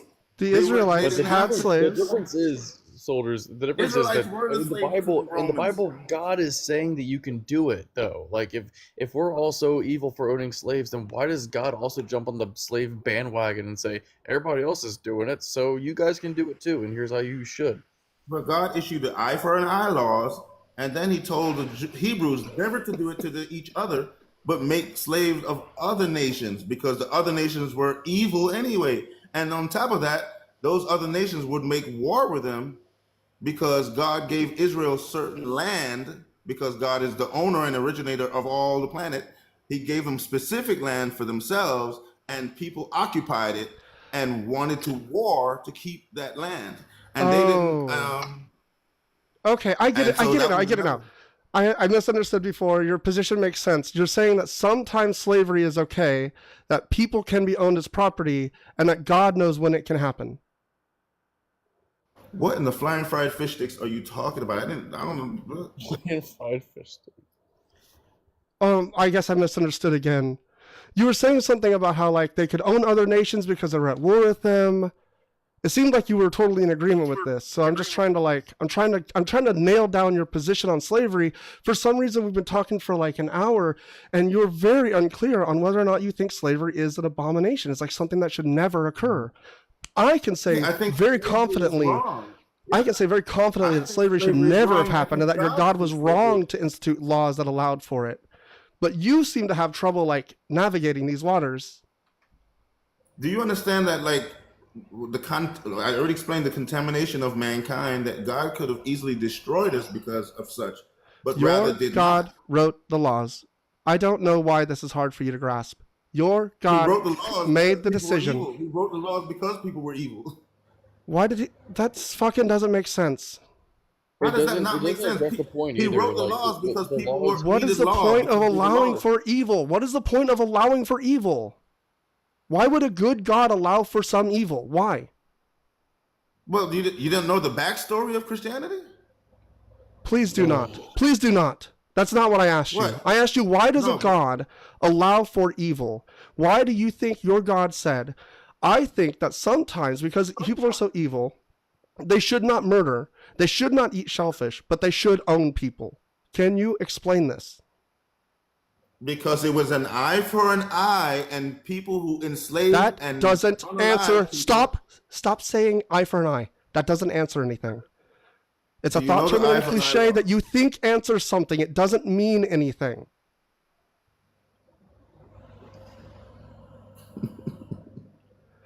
The coping laughter is very cute. I appreciate it. I want to know why you think slavery is wrong. I think slavery is wrong because it's inhumane. So why did And I God think allow it's- for it? It's not according Because to God. humans are inhumane to each other. No, And the God allowed for it. Humans didn't allow for it. Do you know what the word justice actually means? Soldiers, do you think that God really stooped down to the lowly, sinful level of humans and got his hands dirty and started sinning and stuff too by allowing slavery and saying God that you doesn't could? sin. God Like, I doesn't could, like, sin. His like character is if pure. somebody if somebody was doing something, let's say that somebody was like out there graping somebody else. Now like let's say that somebody graped my child, for example. Do you think that it would be right for me to say, okay, now my child gets to grape your child back? That's kind of fucking horrible, right? Like, why would I say that? That's stupid, right? That's So you think- absolutely asinine. But do you think your child or whoever should get away with doing what they did? I think no, there should yeah, like there should be a punishment for somebody owning slaves or raping somebody Okay, so what kind of punishment do you think should happen? not necessarily enslaving them. Like it's like you could maybe have them. It depends on the situation and the severity of the thing. Mhm. Okay. It could be like at first of all, if they own slaves, the first thing that they need to do is release their slaves, and then depending on how they treated them, this isn't really a thing that happens very often today. So I don't know exactly what the punishment would necessarily have to be, but I don't think that having them owned as private property by a different citizen is the right course of action, because that's giving like a loophole to how you can allow it. Okay, but I'm saying like you're getting away with not even coming up with what would suffice for someone who enslaved someone, beat them, did all kind of manners of evil, probably raped them too, and what should be sufficient for that kind of gross behavior? Probably some significant jail time, depending on severity. Probably some very. So what if they didn't have jails then? What? In ancient Israel, they didn't Do you have think jails. they didn't have build- jails? Yeah, I don't think they build walls to lock people up, and I don't believe that. What should be done is what I'm asking. Why don't they build walls to lock people up? Maybe they didn't know how to. I don't know. I Well, think that they should be lived on- done. Why didn't your God command that? didn't know That should how. be done. Why not? So because maybe God thought it was more of equal justice, because that's what justice means, fair and equal punishment. We thought it would be better to just enslave them.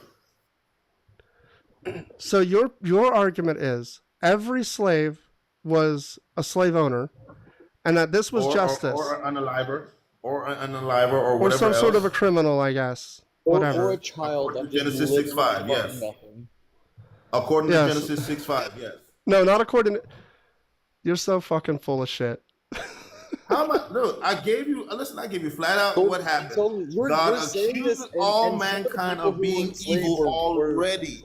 He already Some of the addressed people the issue. They were Some evil. people who were enslaved weren't even born yet, and they were already slaves. You know how genetics work, right? Oh I already my mentioned that, God, right? man. You're like fucking racist, dude. Do you not see that? Listen, you know how much people I have friends that are from Irish descent. Don't They do have this. alcohol. Whatever they you're have doing, don't do alcoholic- it. Whatever you're doing, just don't do it. Whatever you're doing, just You're don't do Irish, it. aren't you? Are you Irish?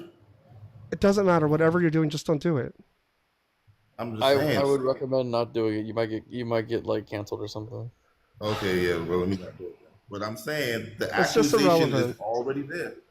The accusation is already Listen, there. Genesis listen. 6:5. God. Even if God is people are justified. bad, listen, Mhm. that's a non sequitur. Your God said you can enslave people, and your God said that people are evil. This does not mean that all people that were enslaved are evil. You need to prove that that's the case. You can't. Your God said you How can would I do enslave. it? Really, I would have to do it case by case. Like, how would I know that? Like, honestly, like, what are you asking me here, man? I'm asking you to give this up because it's fucking nonsense. I'm asking you to look at mankind- reason. Dude, I'm looking at the statistics. A violent crime happens every 23 seconds. That doesn't mean your there's- God exists. You're fucking There's- stupid if you think violence means your God exists. No, I'm not saying that. I'm just saying. Then look stop at what bringing it up. mankind is doing. We're talking about slavery. Stop pivoting. Slavery is wrong. Look what 2, mankind God condones does. slavery. 3, fill it in. How do you make God good? It's justice, equal and fair punishment. Do you believe in justice? So God is good. God is good So because you don't believe in justice. You don't believe in justice. That means you're immoral. that's a straw man. No, it's not. That's a major straw man. Dude, We believe you in don't justice. believe that someone that someone should get If we away. think that something is an atrocity, we don't want somebody to do the atrocity back. Like, let's say that somebody, like America in World War II, we dropped a couple of really big, huge bombs on Japan. Do you think Yes. that we should just get some bombs dropped on our innocent civilians as well as the RFI thing? Absolutely. It the would fuck, probably teach right? you some That would empathy. be Yes. disgusting. Wait, did you It would say probably yes? teach you not to drop it on someone. Well, That he's is not fucking advocating insane. for nuclear war. That is fucking insane. Oh my god. That is fucking insane. Well, Fucking I insane. appreciate you coming up here. This is really fun. You're really good at this. Oh, thank you. It's easier for me to like let loose when I'm a guest on someone else's panel than hosting my own. I think I give way too much grace on my own panel. I'm way too chill on there. I have some trouble with that. I just Mm. want them to stick to the topic. Like that would be that's the only thing I really want. Instead of pivoting to this thing about like people are evil, and so that justifies your God allowing for slavery is like the craziest fucking pretzel. Yeah. Zero is saying that he also believes God talks to him and tells him things. Yeah, but Zero, like, that's every Christian. Every Christian thinks that like the God of the whole universe that decides everything and makes their own personal moral opinion objective tells them things. It's not safe. Did whites get jail time for enslaving Africans? They got no justice. There should have been more. I agree. There should have been more. Um, Yeah, but we had nothing to do with that. and it has nothing to do with the argument, has nothing to do with the God. Yeah. Well, actually, it has a lot to do with the God. If It this has, God yeah. had written in the book that slavery is wrong and it should be abolished, like the trajectory of human history would be so different. Yeah, like if you're somebody who is of the persuasion that God is the arbiter of morality, then you cannot say that slavery is wrong because you can't point to a single Bible verse that says slavery is wrong. Can't. It does not exist. But you can point to several that actually says that you can. And you know what? Since I have it memorized, I'll just quote it because you were bringing it up earlier. Leviticus 25:44 through 46, and I have a fucking music video on my account of it. Your male and female slaves are to come from the nations around you. From them you may buy slaves. You may also buy some of the temporary residents living among you and members of their clans born in their country, and they will become your property. You can bequeath them to your children as inherited property and can make them slaves for life. But you must not rule over your fellow Israelites ruthlessly. Memorized, because this shit is like I don't know, they black out when they read this or something. They don't. I watched are you familiar with Jesus and whatnot? I've stitched like 11 or something of his videos. Um Oh, the Christian apologist guy? I've seen him yeah, once. yeah. He's like 18. His account is newer than mine, and he has like 60,000 followers now. It's Whoa. Is he insane. buying them, I guess? Yeah. No, he's not. Well, not to my knowledge. I don't think so. Because he has like big, huge lives and stuff. But he just has really professional content, and people are like super hard for apologists. um, Especially like he is very professional when he does the thing. So it's very well made content. But it seemed easy to knock down. I was like, oh, this is like really fun. He did one on the oh man, I lose my train of thought. I brought him up for a specific reason. He did one on slavery, I believe. Oh yeah, he was like, he was talking about why people think God condones slavery. And he'd be like, here's some passages in the Bible that talks about slavery, and he brings up all these verses, and he's like, God's actually talking about indentured servitude, and he neglected to bring up Leviticus 25:44 through 46. Of I course he wonder did. fucking why. Convenient, right? Yeah, like of course he's not going to bring up the most damning verse in the Bible um about chattel slavery. Convenient he left that one out. Yeah, I really hate that. I hate when they will come up and feign ignorance to the entire thing. And they'll start with, well, that's just indentured servitude. First they'll say he does not. And then they'll say, what about in the Old Testament? So, well, that's indentured servitude. And then they'll say, what about Leviticus? They'll say, oh, well, actually this. Well, actually that. It's like, you know exactly what I'm talking about. You know every talking point. And you've not thought about it. Like, you've not actually considered what you're saying. You're just repeating the talking points. They just become Neo dodging the bullets from Mr. Smith. Oh my It's god, like I want to make a it's picture of impressive. that. Label them like slavery and genocide. Put my at on there. Okay. Just a little mark on the corner. All right, Lopes. Well, I'm gonna go to bed, I think, or go watch Mr. Robot probably. So Okay, it was good talking. It was a Yeah, good thank you live. so much for coming by. Yeah, hell yeah. Yeah, let's do it again. Awesome. Good night. And thank you all for showing up.